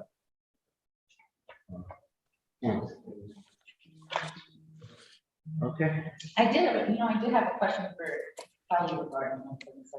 Isn't what they're asking for in this resolution? Sorry, the last there, it asks, I believe, in your survey and what I've heard from the past town hall meetings is that this district, we are doing this IMAP and IRE data, surveying the students. Is that any different than what you guys are asking than what we're already implemented, or was this maybe created before they knew what the district's already doing? We don't have it on the city level, parents. We don't have it on a federal level. So you like to look at schools, districts, and on the city level. Now, we had a state test. Right. And the state test was very problematic. It reduced the number of questions, so there's debate whether it's meaningful or not, just when there are just so few questions. Two, you have the problem where the students studied from questions that were then given on the test beforehand. Not everyone had access to that, but they studied from questions that they were studying in class the same questions that were provided on the test. So that so the usefulness of that test is in doubt again. And then it was an opt-in test. So then you're skewing the population that is actually taking the test, and that makes it more difficult to glean, how useful it is and discover what the learning loss is. Because if kids are confident and they feel like they should be taking tests, they might, what's the purpose? We might not find out who's suffering. But just to be clear, I believe you can opt out at any point. This pandemic just made parents and families aware that they had the ability to opt out. But I mean, as my understanding, correct me if I'm wrong, Jennifer, but families have always had the option to opt out of the state tests. Yeah, but this was opt-in. So you had to opt in to take the test. So that dramatically lowered the number of testers. Okay. Can I add to that? Thank you. To add to that, aside from the fact that it was being opt-in, many principals around our district specifically discourage parents from signing up their kids. On top of that, at CPAC and at PEP, there were special guest speakers that specifically dissuaded parents from signing their kids up for this test. Based on social and emotional detriment of the past year. Based on their personal opinion, not necessarily the opinion of all the parents that they represent. How did it benefit them? I said it was based on their opinion. I didn't say it benefited them or not. I just said it didn't necessarily represent the will of the parents in the district. One way or the other. They didn't present a balanced view. As you yourself have mentioned many times here, they didn't present a balanced view. They specifically presented a one-sided view, suggesting parents opt out for a variety of reasons. One of them was cost. There were others, but you can go back and look and see. No, I remember it very clearly, but the way I understood it was more so letting families know, because I don't even think a lot of families were aware prior to the pandemic that they had that option. And so rather than having parents, because I know a lot of families that had told me previously, they felt uncomfortable asking their principal to opt their child out. And so rather than having those uncomfortable, however way that may be for a family to opt out, they made it easier. And those that wanted to take the test were obviously going to go forth and put the effort to opt in. Nobody that wanted to take the test wasn't, but it helped support families that may not have been in a position that they were ready to help their child. There may have been more detriment, like I said, social, emotional. That's the way I took it as in a very, extreme part. We've been in a couple of times, very different.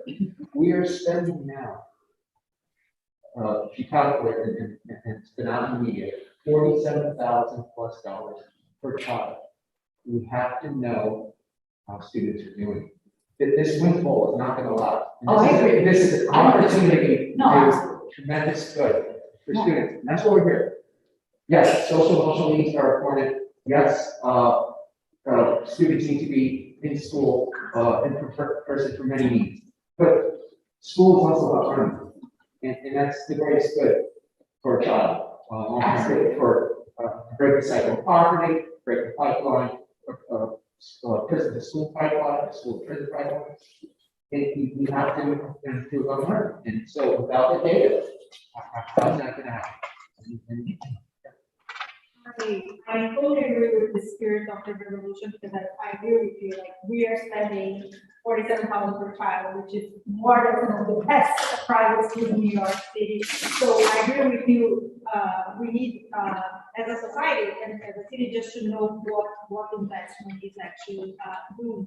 But I would love to hear from Superintendent Kelly, because my understanding is that we are gonna have for school and for district, but then to have this across the city, I don't know if every single district is using the same metrics. And so, and my sense is that the best way would continue to have the state tax, because that gives us, and also the baseline, not just for the city, but actually for the state as well.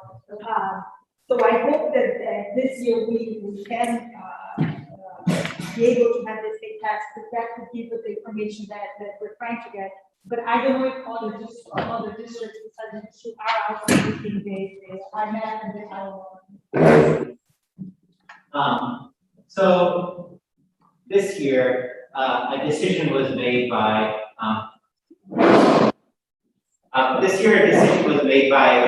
the chancellor to really limit the number of options that schools had for the type of assessment that they were going to use. And so every single school across the city is required to conduct assessments in both literacy and math. In the past, there have often been many different options for the type of interim assessments. I'm distinguishing between like the state exams and the exams like the math assessment that was referenced a couple of times tonight. In the past, there have been many different types of interim assessments, we call them periodic assessments, that could be chosen by different schools. This year, it is really limited, and there were very, very few exceptions that were made. And so all of our students, kindergarten through middle school for sure, it gets a little bit trickier when we get to high school, and the distinguishing between students who are proficient and those who are not. But I don't think that's too much to worry about once we get to that level. It's different things that you want to assess at that point that are not assessed just in literacy or just in math. But in kindergarten through 8th grade, there were very few assessments that principals could choose from. And so I'm very excited about the opportunity to be able to compare apples to apples to apples, looking at fall, looking at mid-year, looking at end of year, looking at PS whatever to PS whatever, and be able to compare students on growth across different schools and really use that data well. And so I know that schools will have data. I will receive district level data. And because these assessments are used citywide and the list of assessments that you could choose from did not change from district to district, we should be able to look at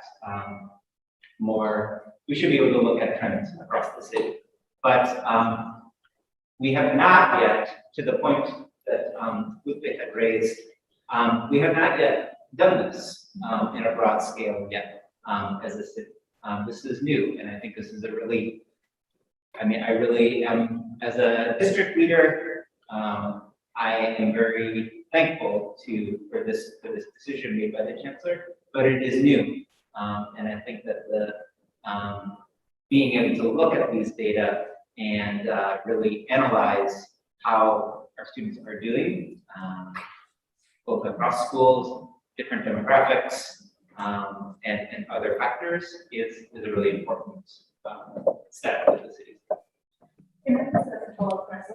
It's fair to say that what the resolution is asking is already being done, right? The question is just, I think, getting that data, because I know, for example, governments are asking, what is the denominator that we calculated in the last 2 days for the attendance, and the DOE is not releasing that data. So we are going to have the data. It's just then a matter of, I think, what the resolution imports is making sure that that becomes public. Yeah, sure. Yes, the chair. Exactly. Okay. Can I say just a few words? I think, hearing about, they got to the point where the previous chancellor himself told parents not to opt into the test. And it's a very sad thing for me to see. In this era of COVID, we wouldn't throw out the thermometer because it might tell us someone's sick. But why are we doing that for objective measures of achievement? So that we can help kids and identify what needs they have to help them improve in academics, or whatever it is they need help with. I think as a council, we ought to be on the leading edge, encouraging parents, first not to be scared, that we want to know how we can help them. And the only way to know is to use a thermometer. And in education, it's an objective test. You don't want a biased test. You don't want a test where a teacher is biased against the student and gives him or her a lower grade, or just pass a student into a life of low wages because that student never learned how to be proficient at grade level in math. We condemn our community if we do that. And I do hope as a council, as a brand new council, that we actively encourage with gentle, and support, gentleness and support, that we want to encourage them and not to be afraid, but we're trying to help their children, all the families here, and help their children identify where they need to be helped. And then press the DOE to provide that support.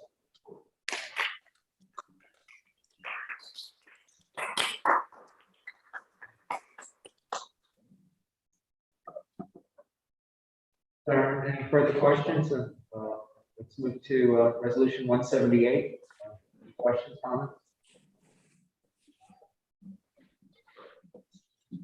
I have a question.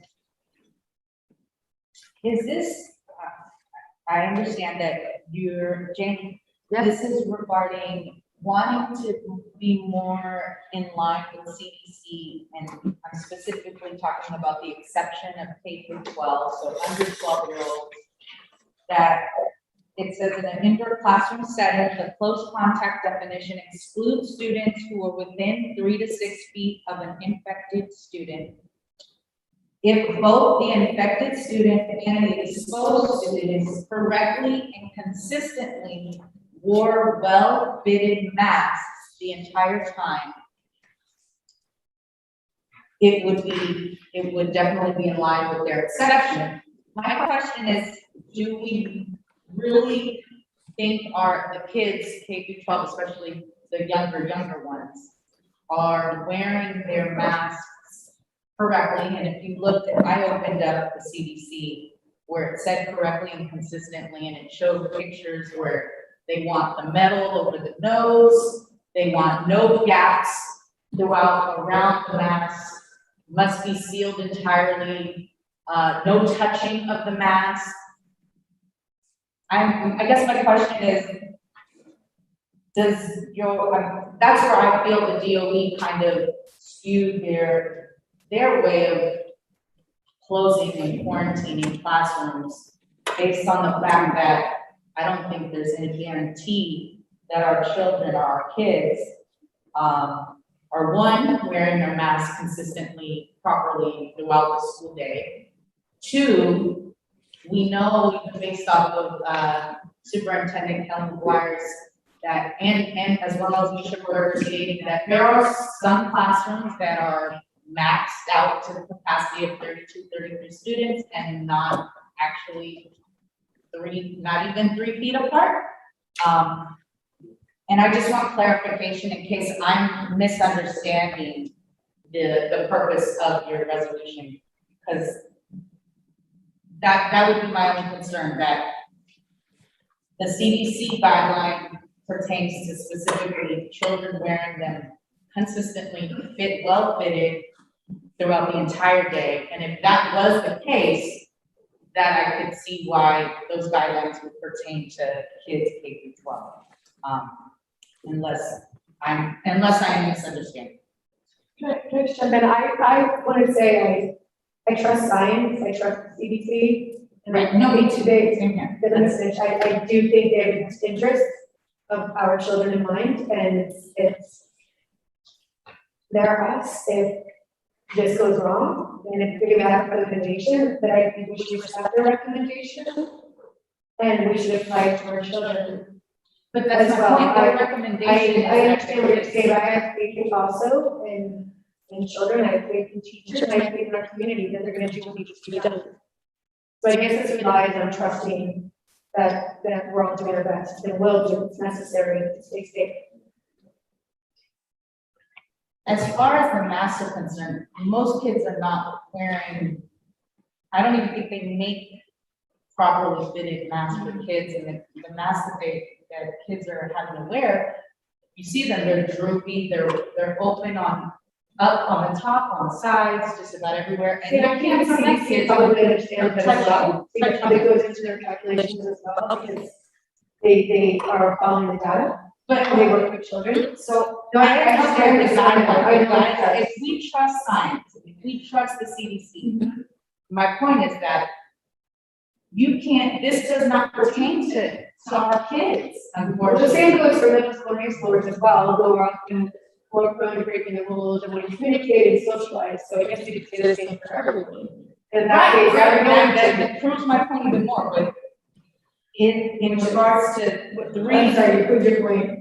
Yeah, because kids, if we can't even, if our older kids are definitely not doing it, I'm just saying, my son has no, and I'm sure there's many kids that have no problem wearing masks all day. That's great. Does not mean that they're wearing them properly, does not mean that they're fitted to the CDC's guidelines, and if we're going to. I still believe in fear more, I think at this point, it's really important to get kids back into school and to have as much interaction as possible, and to allow science to dictate how we do so. I agree wholeheartedly, I do. I think that there's a reason why the DOE has, we laxed on the testing, right? We're not testing the vaccinated population, even though the Delta variant is clearly breakthrough. We are not testing as many, we're testing less, 10%, and that's of people that opt in. So again, if you have schools that have single digits of students that are actually getting tested, and you have a group of families that are actually, talk about, you have the chancellor, previous chancellor saying, don't take the state test. Well, you have families that are stating, do not consent so that our classrooms don't get shut down, is not great for public health. And it's just gonna prolong this pandemic even further. And if we really want our kids to be able to be indoors without masks and socialize with one another, let's be realistic. Let's think about the health of the families that don't have an opportunity to have a remote option, and they may have immunocompromised family members. I think that it's a balancing act that the DOE is having to make, and I think that they're doing their best. I think there's more that can be done on both sides. However, I just don't agree that we can all realistically say our kids are wearing their masks to the effect that will, to go with the CDC guidelines. And if we are going, if that's what you want, I just don't think that it pertains. Yeah, when we presented the resolution, it was simply put as, we just want the DOE to be consistent. If the United States has trust in the CDC and all their analysis, I'm sure they take into consideration how kids react, we should follow that. If there's carve outs to a health organization by the Department of Education, whose specialty is education and not health, At what point do you go to a surgeon and say, your recommendation is for me to have the surgery, but can you only do half of it because I don't like the other half of it? So it's not so much for me about the debate of kids wearing masks correctly. It's more the philosophical discussion of you're going to have a governing body, the CDC, put out guidelines. You know, they should be followed consistently through K through 12. I did, can I respond to her? I just want to respond, but that way I can respond to you. Because I also want to add this, I think that the spirit of the resolution is that the DOE is making some, pick and choose mitigation tactics for COVID and not actually following guidelines. So for example, we have seen a pattern, right, of them being way more strict than what the CDC recommends. If they were actually following the science and the guidance, kids would not have to wear a mask during recess and in outside activities, right? There are public schools in New York City that haven't chosen not to use the 3 feet distance because it's not required, right? Even by state guidelines, it's not required. These are all choices that DOE is making. And I think what is more appalling to us is that they're not being made in the interest of children and learning, but actually in the interest of, for contracts with the unions, right? And this is what we are saying, like, this is one example, but there are so many other examples of DOE being way more strict than what CDC recommends. And again, there is no justification for why the choices are being made instead of, like, it's clearly not in the interest of keeping our schools open and our students learning. I disagree with you, because I think we've heard from parents, and I think some of the resolutions are saying we're not doing it, they're not doing enough. I also want to point out that the CDC actually specifically states when it comes to schools that they actually will make these decisions among their state and local and city administrations. And this is what they've come up with. The CDC actually does state that, listen, schools need to operate amongst their own communities to be able to make these decisions. So I disagree that it's not consistent. It's actually very consistent with what everything CDC is. I agree with you on a lot of your points. I don't think that it's fear mongering. I don't think that it's a philosophical point for unions and contracts. I think it is for the public safety of our students and families. And I think that there's more that can be done to be able to protect families. Yeah.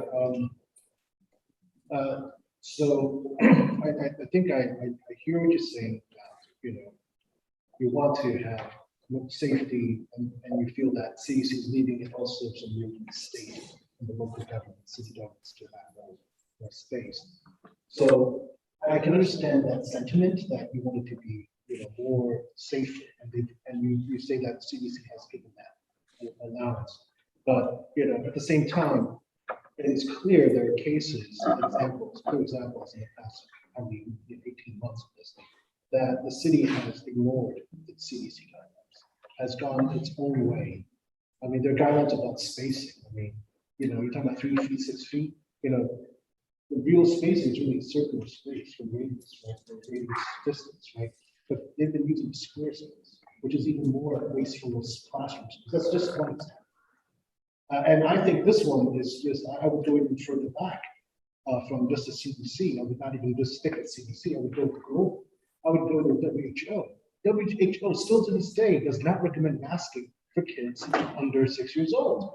And in Europe, in many of these countries where the kids not even masked, they go in and they're just going in, and they can go outdoors, indoors without masking after a certain age, and it's only above a certain age. They love the kids too. WHO, I don't think has its problems, but they've been consistent through this time since the start, even with Delta, that they haven't changed their guidelines. So. And the data shows, I mean, it's very clear, it's very low, like severe illness, and very, very low, extremely low death rates. And I look at the New York Times page on the cases. Yes, cases have gone up, But what is the result of the cases? The deaths have come down and stayed down, and severe illnesses stay low. And there are other things that happen, like RSV and other things. We've had similar types of outbreaks of influenza year after year before COVID. The kids are sick and blah, blah, blah. We never called the school closed down. About the same number of kids have died from in 2019 to 2020 for the estimated by CDC for influenza death in pediatrics. It's a larger amount than all the kids until like August have died from COVID, right?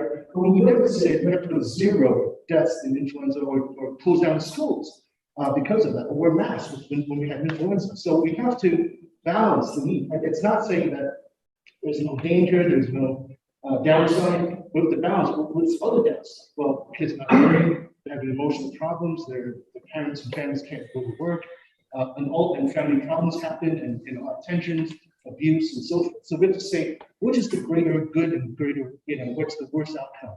Balancing it out. So, and I would say that, this is looking at CDC and saying, well, if we're claiming to follow certain guidelines, we should just follow it and not play around with it. It's written down, black and white. This is the guidelines on the website. Then why doesn't DOE follow that? If they are insistent on following some kind of guidance from the authority beyond themselves, instead of playing around. That's what the resolution said. And I would go a third way to say, if you go to WHO, it's even less restrictive, right? And more like saying, okay, you have to do all the things that the DOE has said to do.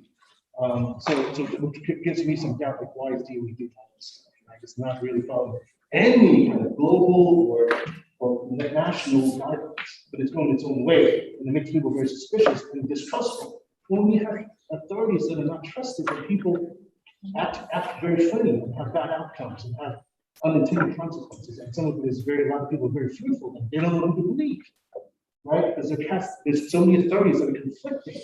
And when you have conflict like that, then you present creating more problems. And I think that's what the spirit of this was saying. Follow one set of guidelines. Don't create your own guidelines because of the stakeholders telling you and pressuring you to do otherwise. But just go with one way, and we will all be happy. And if you doubt that, so I think the point.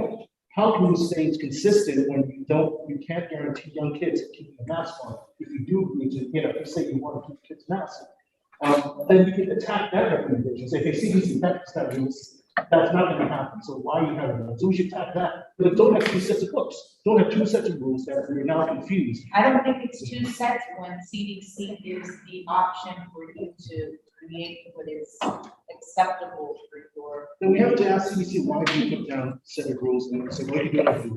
I mean, then why bother? We should be and save some money.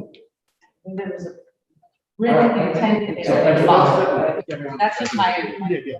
Thank you. Agree this way. I see what you're coming from. Let's move on to resolution 179. Any questions or comments?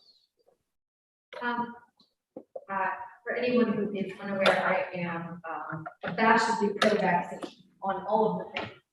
But there's one thing that I'm wondering whether or not you thought through, which is what if you have the last child in the 7th grade class who turns 12 on December 1st, but doesn't get vaccinated on December 1st.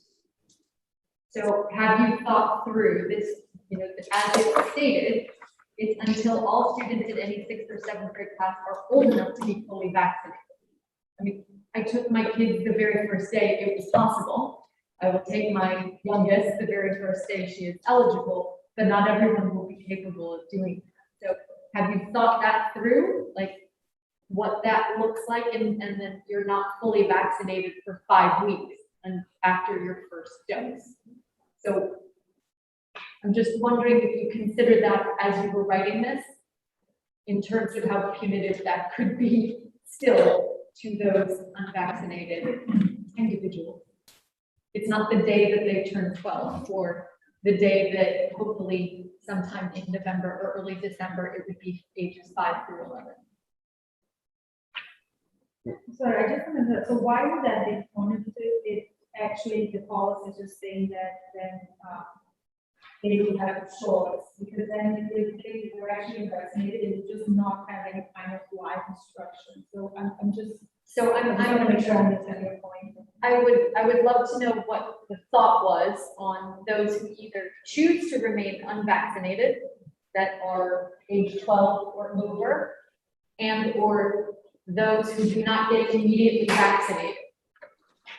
But yet it trips the threshold for that whole class, that now everyone in that class is over 12, but you still have 10 kids, maybe 5 to 10 kids that are not fully vaccinated.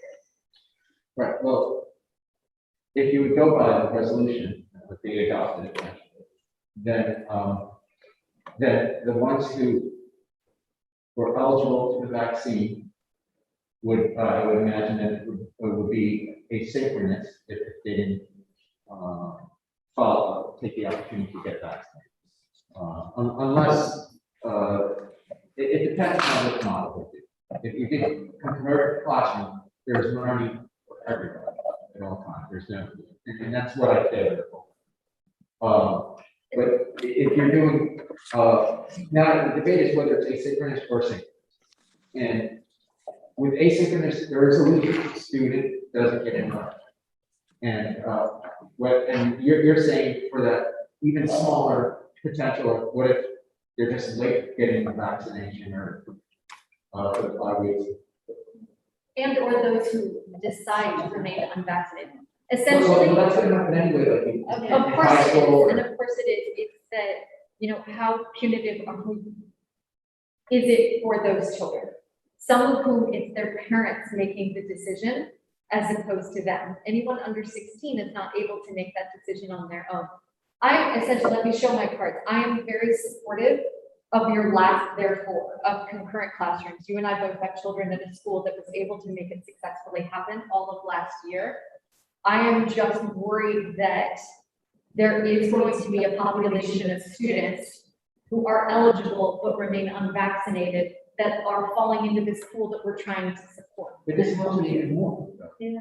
This helps it even more because there's a even smaller population that's asynchronous. While I agree with that, there are going to be some classrooms where all of the children are not 12 and or remain unvaccinated because their parents are resistant to it. And so that group of kids. I'm essentially but it's saying. not going to happen for 6th grade. They would But have it's for synchronous. 7th. And 7th, it wouldn't happen until January 1st. Because it's actually well, you're saying December 1st, that like 5 weeks. But it would happen in January 1st. Everyone, or the first week of January, everyone is now eligible. So so they would all be synchronous or concurrent, but you know, everyone who's eligible would be able to be in a classroom with live instruction. Now, I get it, it's a parent choice, and it should be for that age. You can't solve everything, but you can make it better. Because I just don't think there should be a policy that creates learning for some and not learning at all for others. I fully agree with you, which is why I'm a big fan of your last therefore. It's the other ones before that that still unfortunately don't solve that issue for the percentage of parents. I debated that with my, you know, when I was doing this, when I was putting this together, whether to just have synchronous or concurrent. But there's a reality. There's the DOE reality right now is that we have to deal with asynchronous. So we can move to synchronous, and that's one step. But to get to concurrent classroom, that's a big jump because you have to get unions to change their policy. So I'm going to be something, you know, you have to pick and choose your battle, you know. So We have debated many other resolutions that did not achieve perfection and then didn't pass them because of that. well, I didn't say, you know, preference. You know, the concurrent classroom. You know, I have no need to stay here till 11. I think I've said so my we piece. are. I've said my piece here.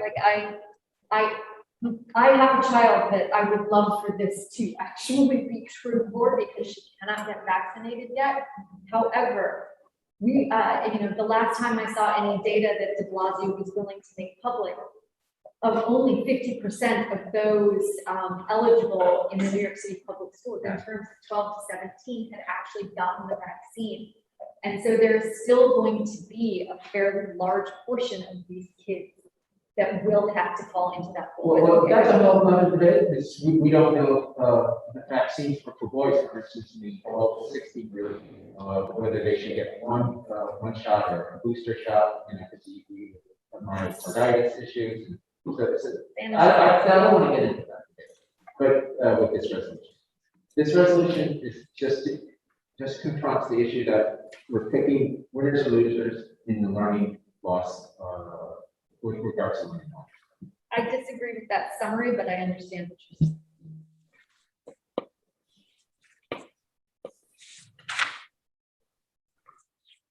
Any other questions for 179? So let's move to 180. I just want to, may I say something really quick, Len? Just, it kind of pertains to the past two resolutions. So one regarding, going with CDC guidelines. We're going to follow CDC guidelines. CDC guideline actually suggests that every 12-year-old gets vaccinated, right? DOE is not mandating that at this time. So it kind of conflicts, again, with that resolution. But Resolution 180 actually creates an option that helps relieve both your 178 and 179. Because if there was a remote option, as there was last year, then it was a lot easier for when kids had to quarantine, whether it was because a family member is sick, they tested positive, or they haven't been, there's some sort of partial shutdown in a classroom due to age and not being able to be vaccinated. The remote option actually kind of helps alleviate. And as far as resources are concerned, because I know that was a big concern from some of our council members, I would say we have a group of teachers that were at Foley Square yesterday that are protesting the fact that they do not agree with being vaccinated, and my personal opinion may disagree with them. However, you have a group of teachers that would be able to facilitate that in regards to the students that would need it at the time that they're needing it. So, I also wanted to state that, there has been 27 deaths of kids here in NYC just this summer from COVID. So that's not in the Department of State. Not the Pediatric Academy of American for in New York City. Yes. It just released this week. It's in the. I have it in my. It's available in the sources that I provided. But go ahead, Len. I apologize. I'm a very strong proponent of in-school learning, and I'm not a fan of remote learning. I've said that before. I think remote learning is an absolute disaster. It's been an absolute disaster for my child. I also, in the same token, recognize that there was a fear out there. There's a palpable fear. I see it because I serve on CPAC. I know that, I truly believe in our district, most parents would prefer a strong margin, wide margin in school learning because they recognize the issues that I'm talking about. I do recognize that there are people certainly in this district and perhaps even in other districts, a majority of parents in certain areas that do not want to go back to school. They're afraid, they're scared. I serve with people who represent those people on CPAC. I'm well aware of it. And I have no doubt that the Delta variant is far more contagious than the original variant, the Alpha variant, whatever it was that was prevalent in this country. I also have no doubt that 100,000 cases of 100,000, as you say here, New York City has had 100,000 cases of children ages 0 to 17. I'm not going to dispute that. But we had at our our July CPAC meeting, we had the opportunity to have the Director of Facilities for the Department of Education came to our meeting. And I asked him a question, and it was an interesting question because nobody's really been talking about it. I said, can you tell me what percentage of students, or how many cases of COVID you've actually had that you can verify were actually transmitted within the school? So in other words, either from student to teacher, or from teacher to student. And he says, I'm glad you asked that question. And he said, I only have the data from last year. I recognize that last year, in many cases, we were remote for a good portion of the year. And in my son's school, it was only live from February on to June. But the number that he gave was 0.005, I think it was 3. So I'm not really good at math, but I understand that to be a really small percentage. And thank God. Yeah. So the issue here, I recognize that there are more infectious variants, but the issue here is COVID going to be transmitted in a school? And balancing that against the benefits of remote learning, the dangers of receiving COVID being transmitted in a school. And that, to me, the 0.005%, whatever it was, that he mentioned tells me two things. It tells me, one, either the protocols that we had in effect were working, so either masking, socially distancing kids, having them eat their lunch, having them in pods was working, or two, that maybe children were not, certainly with this variant that was prevalent, are not as susceptible to infections. 3, or maybe asymptomatic and don't even realize that they have infections, or their immune systems again are better at it, or maybe a combination of all of those. But I can tell you that those numbers convince me, even more in my position, that the threat or the dangers that are out there, the chance of receiving COVID with these protocols, in effect, and this is even before teachers were fully vaccinated. Right. Far outweighs the danger that is prevented by having people back in school. So while I'm very sympathetic to having a remote option, I recognize that there are people who really are more susceptible than others. But I just think that at some point you have to just, try to protect yourself as much as possible, try to enact the protocols. But the damage that we're doing to our kids, I think if we start going down that slope, having a remote option again, there's no question that people are going to pick that remote option, not only because of inherent problems in their family or medical issues in their family, but are going to pick it for other reasons as well. I know you tried to address that, and you brought that up, but that concerns me, and I think you can't have it. I just don't think we can function with having a remote option in New York City and having people in school at the same time. I think it's not going to work. There are two reasons that people are going to do one or the other, that probably have nothing to do with whether they're immunocompromised. I think. May I respond? Okay. I agree with you on probably 98% of what you said. I too had a disastrous experience with remote learning, as did many other families.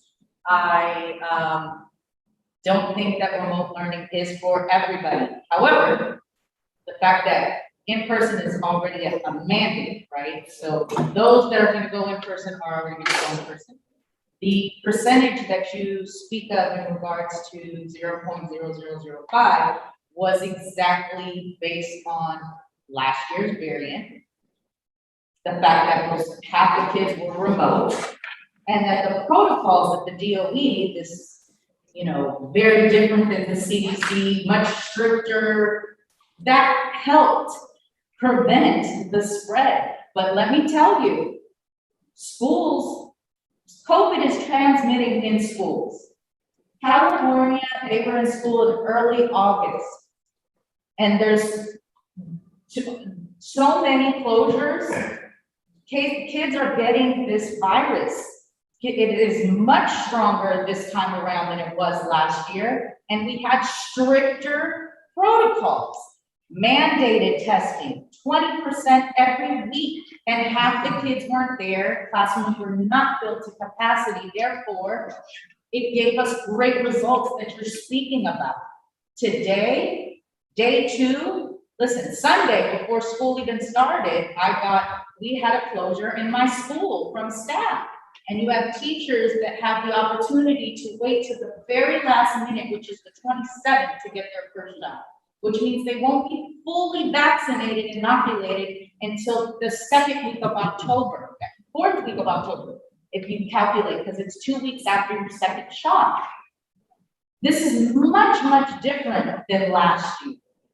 And I don't think we're going to get the same results, unfortunately. What we're already seeing in this past 2 weeks, since August, of the national rate has increased 940% in this country since school has started, because there is not a remote option. Okay, and I just want to say that this resolution does not contain any of the facts that you just relied upon to support it. I'm sorry, I see kids that are outside, you know, exposed in different environments, in the park without masks, things like that. The question is there any actual data, actual proof, actual scientific studies confirming that a rate, anything above a rate of transmission of 0.053%? And if school just started, and I don't know what the California situation is, I haven't seen these studies. They know that COVID doesn't happen immediately. I know that it takes time for the incubation period for COVID as well. So I'm a little skeptical about, you know, how many. I think it's a scientific question you just asked. So there's a concept called R0 that talks about how infective a virus is. So the most infective is measles, that if you're in a room with an infected person, that will infect, I think, 80% of the people in the room who if everyone was unvaccinated. Chicken pox is R0 is something closer to like 60%. The flu is something closer to like 10 to 20%. The alpha variant of COVID, the very first one of SARS coronavirus, would have infected, I think, 2 people out of 10. Delta is something closer to 5 to 6. I believe it's 6. It could be as high as 9. And it can be as high as 9. So what does that mean then? That means it spreads much quicker at a faster rate, and asymptomatic people that are not getting tested, vaccinated, asymptomatic people are spreading this virus, and we're not testing them. In 2 months, it needs 2 months. It's gone through the population. It's done. No, we are so far from herd immunity, it's not. If it's R not, Yes, but mu and lambda variants. That's different. We're talking about an endemic situation. I'm talking about a delta. If you're talking about R not, if you're using that as an example, 2 months it's done. Now, that doesn't end an endemic situation. But if it's an R not of 9. But we're not talking about it. The resolution here, 180, is talking about remote. And an option, again, it's also just an option, meaning those that choose not to, that want to be in person, are going to learn in person. But it's very counterintuitive that 2 resolutions that you guys brought forth are fighting for synchronized remote learning when it's convenient for quarantined kids. But for somebody that has a health risk issue for a family member, to prevent that person from going through death or very long-term effects, our children as well. We're seeing studies that the kids are having very long-term effects. Why not have an option? That's all we're asking about, is an option. All right, there's 2 different issues here with remote. One is remote when you're in quarantine, which is entirely different from asking for remote just as an option. And if it's a small population that is immunocompromised, then you're going to impact so many more kids if you just give carte blanche and easy access to remote. Why not have just a central access, a centralized system for remote? This doesn't say that we can't. No, but that's part of what the policy can provide. You asked to speak with me previously about this road, and I want to share my views, and it never happened. in our email chain. If you have a centralized system where you have to show proof that you're immunocompromised, or your family members are, then you have a chance where you're limiting the amount of kids who are getting, you don't want kids where parents want to go to some resort in the Caribbean so their kids can be in remote, okay? And that was happening. That was happening last year. And there were other issues where it was just where kids were taken remote, and families were not even in the country. So Absolutely. So people were abusing the system, but who gets abused the most? The student. They're not getting learning. And for the benefit of in-person learning, or in some cases synchronous learning. So if you're going to have a remote, you want to have as few children as possible. There should be some threshold to get into that situation. And if we're going to make it so easy, that we're going to have more learning loss. But if we have a centralized system, maybe. And the resolution portion of the section says, a remote option for families who feel that remote learning is the safest option for their children. I can tell you that good portions of the city feel that remote learning is safe. I don't know whether that's rational in all circumstances. I don't know if that's rational. Do you if have people have masks? anything to support that? Can I say something? Of course. I love James. I believe it's our responsibility to represent District 2 and all the children in District 2, and that includes schools with children who are in shelters, children with parents who might not be great parents, might not be around. And I've seen it in our own school, that those children who have not been checked in on for a year, whose parents might choose remote option because they don't want to bother taking their children to school. Those children are now left unaccountable. And it's our responsibility to make sure that someone is checking in on them, that those children are in a place that's safe, where they receive meals, where they're receiving an education, not at the mercy of the decision of parents who didn't want to bother taking their children to school, or possibly having the schools follow up with them because the children are not having their needs met, which does happen in schools, and I've seen happen in schools. This is a first-hand account, and I think by having such loose language, you're opening ourselves up to Loose language. What you just implied was extremely. I'm so offended of what you just stated. That families in temporary housing, or families that come from. I let you speak. I'm taking a majority. You're speaking. That was very loose speaking, and it was very offensive. That you would assume you have. I don't know where your basis is coming from. Where you assume families are going to purposely keep their kids home to the detriment of the child. That is absurd. I'm sorry. Are you telling me that doesn't happen? We have never had a remote option. In what instance has that happened?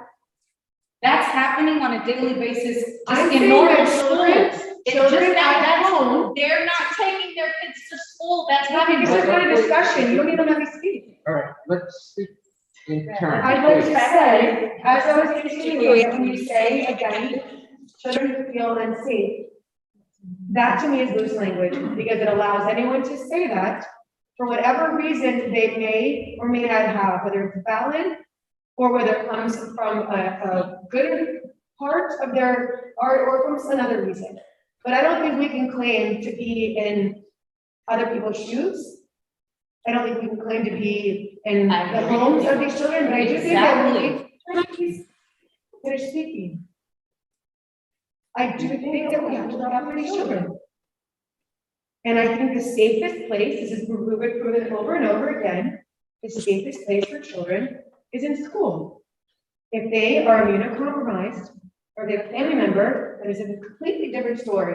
But if they feel, their parents feel unsafe, that to me does not give an excuse to not have their children in the safest place possible for their children. We can strike that from the resolution if you feel that strongly about it. But right now, as the medical necessity stands, it does not include family members. So if a parent is, is a transplant, just have a transplant donor. If a parent has cancer, if a parent has HIV, this does not pertain to them. So. Can I ask a question? Yes. Did the mayor not give exception to students who are immunocompromised, who have serious? Students, but not family members. That's what I mean. Multi-generation families. There is a whole thing, can I talk about medically fragile exemptions, et cetera? So that was something that was announced. Anecdotal evidence, so I do not have the actual data, was that everybody who applied for them so far is still waiting to hear. And if your child is not medically fragile, like if it's the sibling, the sibling is not granted any kind of exemption and would still have to go to school. Right. And so the child that was medically fragile, the siblings would all still have to go. Can you read the resolution supporting the family? That's what this is. I don't see No, that. that's not the resolution, that's only the. Can I just say one thing? I used to part of a resolution that extends I understand the home study program for not only for children who are medically fragile, but it might have somebody who's a family member. I think that would address the issue that you were raising. Anecdotally, we think that people haven't heard, that's a matter of capacity and operations of duty. And why do we think that if they cannot even answer this, they're going to be able to come up with an online remote option that actually works? I think it's better to address the specific problem that you're bringing, which is family members, and then include that in the full study program. And then keep DOE accountable on answering these requests. I think that would actually address the problem that you're raising without creating this, all the other issues that have been raised about how damaging has been for children in number of outcomes to be outside.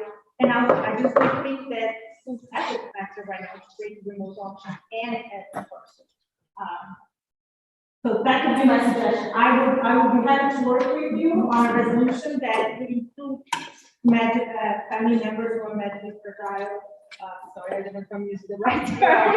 I'm not in the medical bit, in the home study program, and that would address that issue. And then I think we can work with superintendent to make sure that in our district, if there are any of these requests, we make sure that they are being addressed and this is what I'm getting. Because last time my comment was that, I think for very valid reasons, compromised family members. But I was afraid who would be that decision maker? Who would take it? The boss is taking it upon himself to decide, and the tough stance is that only certain, this category, you have to meet this category, this criteria to get the home learning, whether you agree with it or not. If you don't agree, I think we should, widen that band and say we should have these people, eligible, this group of kids or family types eligible. I still go back to, I think the wording, I think is overly broad, and it says, because I feel something. And in this age of COVID, we are living in fear. That's the most, if anything, that everybody has gotten hit with. It's 100% fear. Whether you have been sick or not, it's 99% recovery, but 100% fear. So are we driven by fear, or are we driven by facts and science and data and the outcomes? And and I will say, and I will disagree. I've seen data that says healthy kids do not have bad outcomes if they do get COVID. Even with Delta, you look at the summarizing. How many kids died from summarizing? You cannot predict. Yes. Superintendent, how many kids died from summarizing from COVID? I mean, I don't have that data. Okay, but you didn't say it, right? You said it was a disaster, a lot of kids got hurt, got damaged, and died. We looked at it as a success because kids were playing, were indoors and outdoors, they were masked, they had mitigation, but they were safe. That is data. And that's what supports me saying that healthy kids will have very low chance and almost below 1% of severe illness and death. You got to this year. Kids have died, healthy No, kids have kids have died died. from influenza, Healthy- from car crashes, from drownings, but we don't shut down the roads. We don't shut down the pools. We didn't shut down during influenza. Okay. We can't put zero deaths. One last one, then I have to move on. Understood, I agree. So you've been here to be, Oh, yeah, okay, sorry. Our citizens. Okay, all right. I feel like this really objectionable to a lot of. 10 o'clock. However, therefore be it resolved, instead of saying feel. Right. For families who can demonstrate medical necessity. Does that end up being more palatable to this group of people? I will say, Lupe and I talked about this in advance, and we stripped out everything that we thought was going to be objectionable to this group in order to make it something that would be palatable to show what almost every other CEC has passed a resolution in favor of the DOE providing a remote option. Every other. And so if we change it from feel to something that, you know, for families who can demonstrate a medical necessity.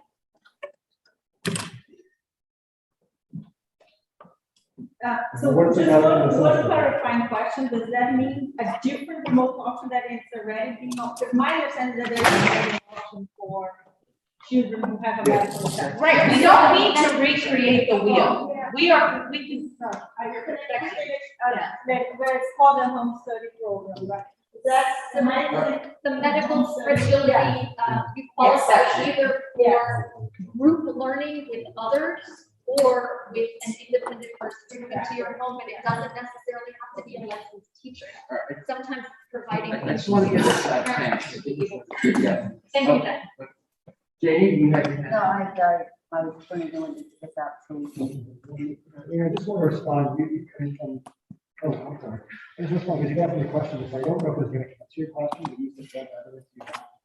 I think it's very obvious that we have hundreds of thousands of people that chose the option for remote versus in school, hundreds of thousands of people. Maybe they were, some of them might have read it in some way. But we chose remote, we chose remote because they were obviously concerned about something. I don't know, concerned about, obviously, there could be some of those people, presuming, who it might have worked out better, they've been working from home, it's much easier to work, whatever it was, or maybe they left the state, but I think there's no question that there are going to be very large portions of people in New York City that feel, for whatever reason, that remote is not necessarily the safest, but they prefer remote. You just tell it. So, Well, if there's any questions. I'm gonna just use an example of families that have decided to go on strike this first couple of weeks. And just to stand in solidarity, maybe these are families that want in person, they're planning to send their children in person. However, some feel that it is not safe enough yet to send their child to the school building simply because the mandated vaccination for the staff is not actually, right now, there are teachers that are unvaccinated and they don't feel safe. They do plan on sending their children to school at one point. Maybe they're planning to wait for the mandate to be able to have teachers inoculated.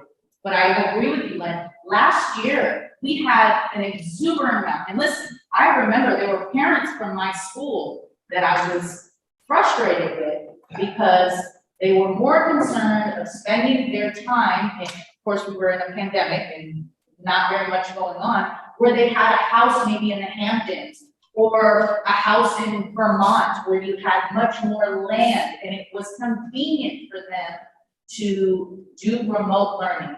And then they thought they were gonna have the option to opt back in. You remember that. That was a big uproar that parents had, that they made a decision based on information that was given to them in the beginning of the year. And then within 2 months, it was like, oh, now you have till November 15th. If you don't opt in now, you're out for the rest of the year. And families had already made plans. Maybe they were in the Bahamas. I don't know. However, wait, I just want to, no, this is important because not a lot of families had those type of options, okay? And I think a lot more people are back in their offices. They're, as you said, it didn't work out as great as they intended it to. I don't think it's going to be the exact same of what we saw.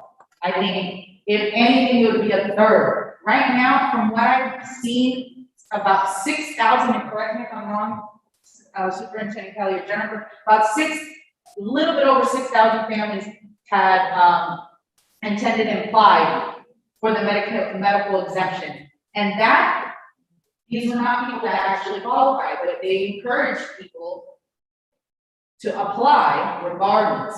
There's more than 200 that I've yet to hear anything. So again, this was meant to be an option. Can I just say how I will support it? Can I tell you how I will support it?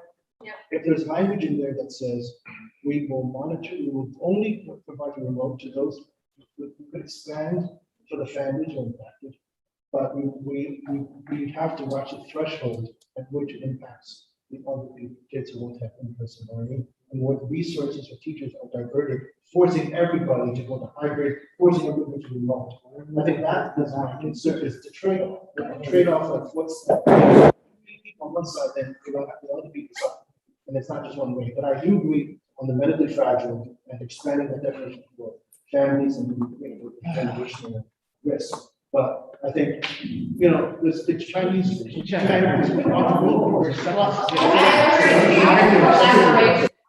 you said you don't think that the number would be that high, but you're wrong. But that's where we step it. That's where we have languages. It has to be in the, we have to check the threshold where it will start impacting availability of teachers to do in person. It has to be a very specific resolution that's for medically fragile, or immunocompromised, or direct family members without much. It can't be about families. Yeah. Otherwise, it compromises the rest of the students. It takes away an opportunity for us to check on students. Then you can check in on. Do you have some wording where you want to change? Sure. So we have to vote on whether do you have to have a motion? Do you want to use the wording that? I would like to make, if I could, do I make a motion to change it, or? Say what it is. The state would be that if therefore be it resolved would now state the Community Education Council for District 2 urges the Department of Education to provide a remote option to those who qualify for a medically fragile designation. Well, that already exists. Extended, extended to family. All right, it's too complicated, it's never gonna pass right now, so we might as well not. Well, don't say that, Lushma. Let's vote. I would love for the vote to be on the record. It is complicated, I agree, but I think. Yeah. Try again. All right, as we have the second public session, why don't I work on what that language can be between the people over here, and then we will present it. You can't do that because they have to be able to comment on whatever it is. I apologize. Well, we're gonna have to. Provide a remote option. Move something on the agenda. Well, Lushman does that. Move the minutes up. Make a motion to move the minutes on the agenda. And that will give her time. Go into the public. Give the public a chance to speak. Move the approval of the minutes. Vote on motion on that. Then Lushman will talk about the resolution. Then you could have the second public session. In other words, I'm saying, move something at the end of the meeting. Why can't we just move the vote to the bottom? Can we do that? Yeah. Move what? We still the public. No, we have the public say on, and they have. You guys can say what the language is, so if somebody wants to comment, like, of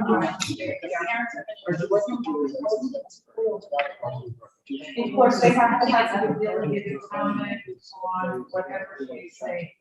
All right. Whatever the resolution. All right. We'll have a vote on the approval of the minutes. We don't have the minutes. Motion to vote to approve. All right, a remote option for those who qualify for a medical exemption or fragility, including household members. There you go.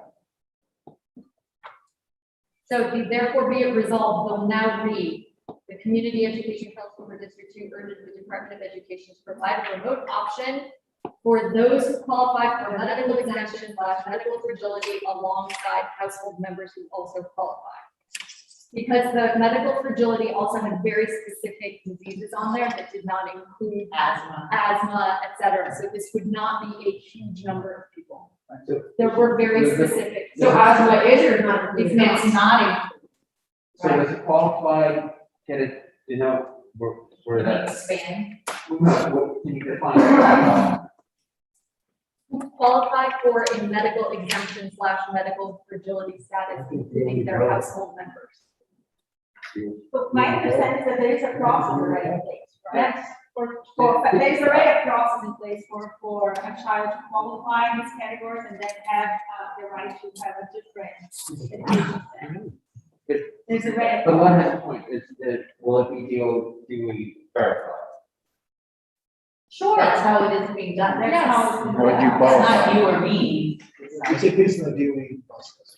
Yeah, there is Yes, a this is process. already, It can't be on. that's why I said we don't have to Can't be- recreate. Position, Vote on the motion to make it. So a remote option I'm trying to agree, but. based on the DOE process for those who qualify for a medical exemption / medical fragility status, including their household members. Yeah, just send it to us. Verify. Okay, verified. Verified household members, yeah. It's probably.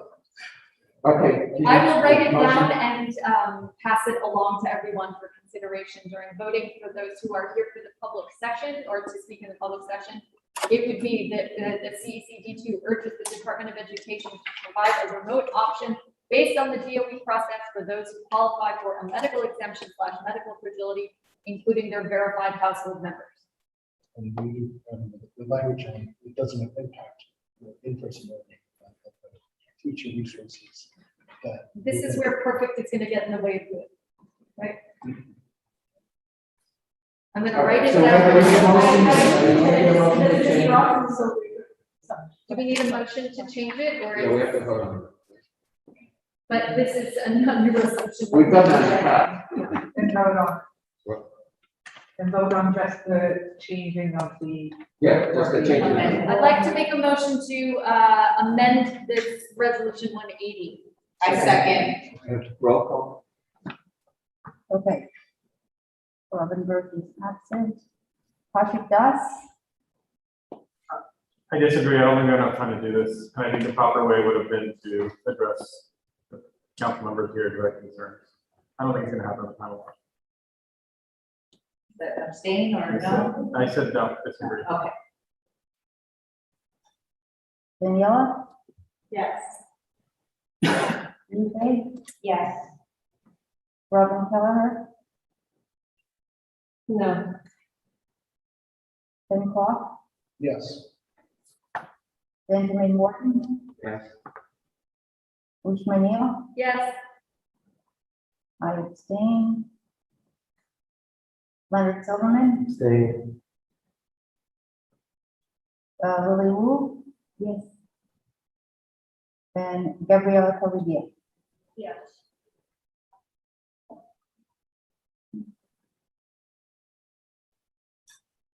So we had 6 council member yeses and 1 student yes.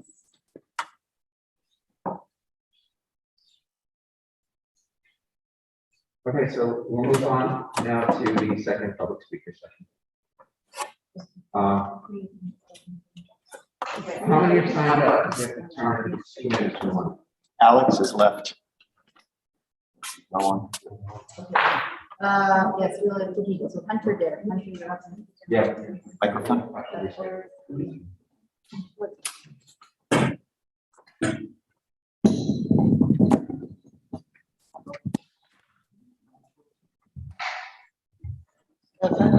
Okay. First, I encourage all of you to support resolution 180. I am a huge in-person fan, but the need for family members is a real need because I know a family personally where 2 kids under 12, one has cancer, and the other one is being forced to go to school, and it's a real issue. So please. Second thing, on Roosevelt Island, the G&T classes, superintendent, have been broken into two groups, and then Gen Ed kids have been mixed in with the G&T kids. And I don't know if it's for all grades, but for a number of the grades, it's a COVID issue, but I know that their parents are concerned about that, so maybe something you can check into. Third thing, at my daughter's school, and I think this is maybe happening elsewhere, the yard is being used for lunch for kids to be outdoors. So normally recess was outdoors, but recess kids are being moved into the cafeteria and are being sat socially distanced and masked. They have 1 day of PE a week. And so recess is really the only time during the day when kids can really move around. And I think it's a real issue when kids don't get some opportunity to move around. I think in an outside, even if you've got kids eating lunch outside, you should still be able to find room for the other kids to move around some during that time. Sorry.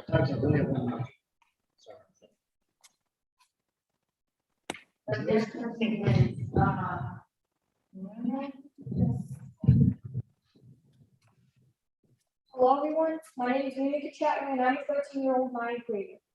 I'm here to ask you to help me protect my educational rights and let me be safe and educated at the same time.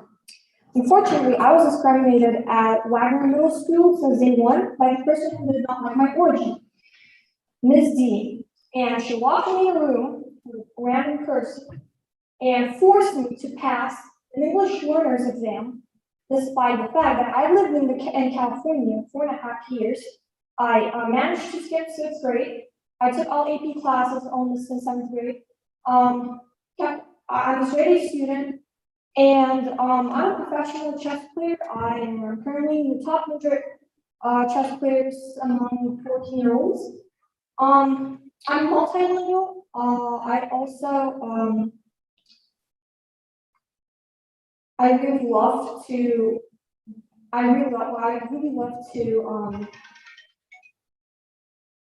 sorry. Finish it up. Yeah, sorry. I come from an educated family with science such as PhDs, and I love to be educated. I love education, and now I was kicked out as a ninth grader from my area and placed into a school that I have not chosen on my application. It is called Space and History School. I live on Upper East Side. The school is in Hell's Kitchen, and it's really reasonable. Now, the district number 2 continuously is ignoring and supporting this discrimination by ignoring this situation. Again, I would like to ask you to help me. Thank you. Thank you for speaking.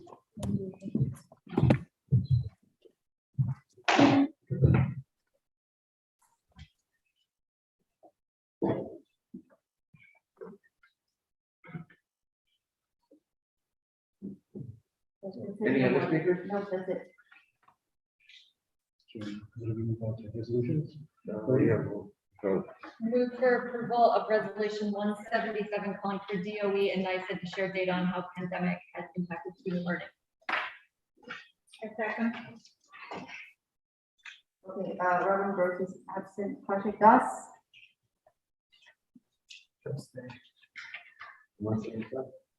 Oh, sorry, on 177? I thought we were. Yeah. Apologies, sorry. Yes. Okay, so 177, yes. Yes. Okay, Daniela, Yes. Lupe, Yes. Robin, Yes. Ken, Yes. Benjamin, Yeah. Uzma, Yes. Janie is yes. Leonard Silverman, Yes. Lily, Yes. and Gabriella. Yes. So it's unanimous for all the members that are present. Move for approval of resolution 178 in support of adherence to federal and state COVID guidelines for school COVID quarantine procedures. Okay, Patrick Doss, Yes. Daniela, Yes. Lupe, Abstain. Robin Kelleher, Yes. Jen, Yes. Benjamin Morton, Yes. Ushma, Yes. Jamie, yes, Leonard Silverman, Yes. Lily, Gabriella, Move for approval of resolution 179, calling for quarantines of 6th or 7th grade classes to be full class quarantines with synchronous remote instruction or concurrent classroom instruction. I second, Robin Burgi, absent, Patrick Das, like to pass. okay, come back to you, Daniela, Yes. Lupe, Yes. Robin Kelleher, Abstain.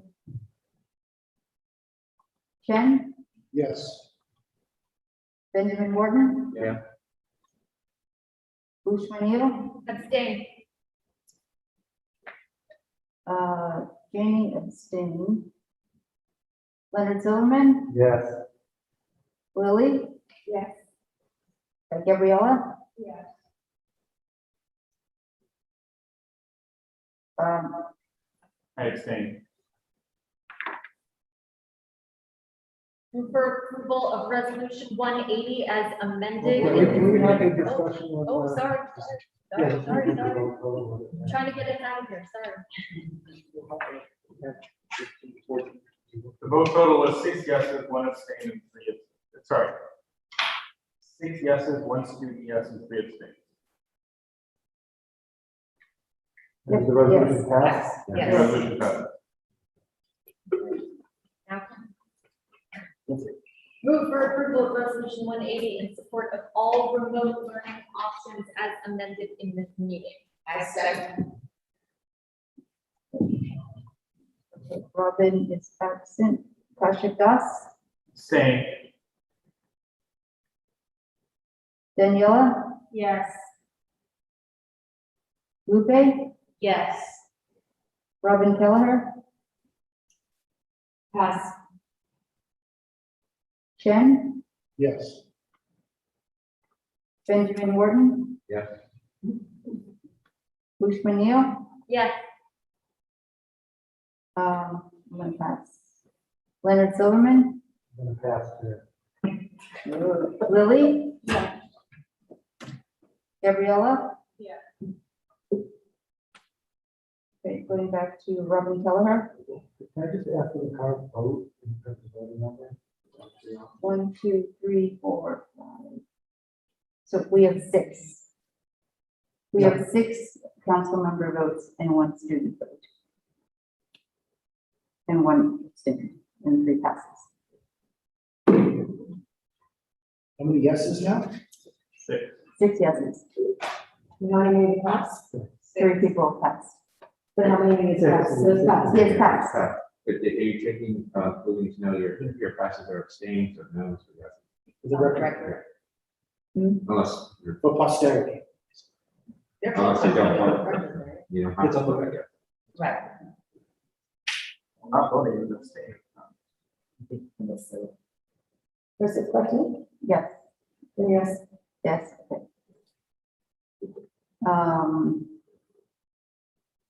I'm a yes. Leonard Silverman, I'll go with yeses and then. so then, That was clear. Yeah, this is. This is it, that we're voting on. Yeah. The amended version.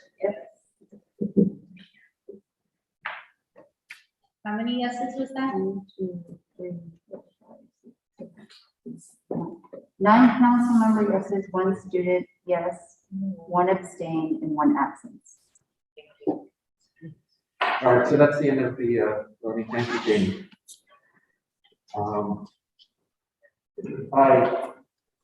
In terms of new business, for our business meeting, we just don't have the time. I'd like to make motion to have a remote meeting via Zoom, in 2 weeks' time, so I can get proper notice. Second. Yes. We're working, correct? Just for the vote. Yes. I will send an email with a doodle. Hopefully it'll see a time and a date that's most suitable to everyone. Can we vote on that? Yes, absolutely. Second. How about just show of hands? Yeah, we all agree. Yeah. All right, is there any other new business? We have 10 minutes. The only other thing that I'd like us to think about, whether we consider the working business meeting or now, is whether or not future meetings are in person or hybrid or fully by Zoom. That was the new business, so we'll discuss it via Zoom. We'll discuss it by Zoom. Because that could be a long discussion, because I will point out, so you can just think about it, there are about 5 or 6 different options, and we'll discuss it at the meeting. It'll take too long. Okay, thank you, everybody. Thanks, everyone. Thank you.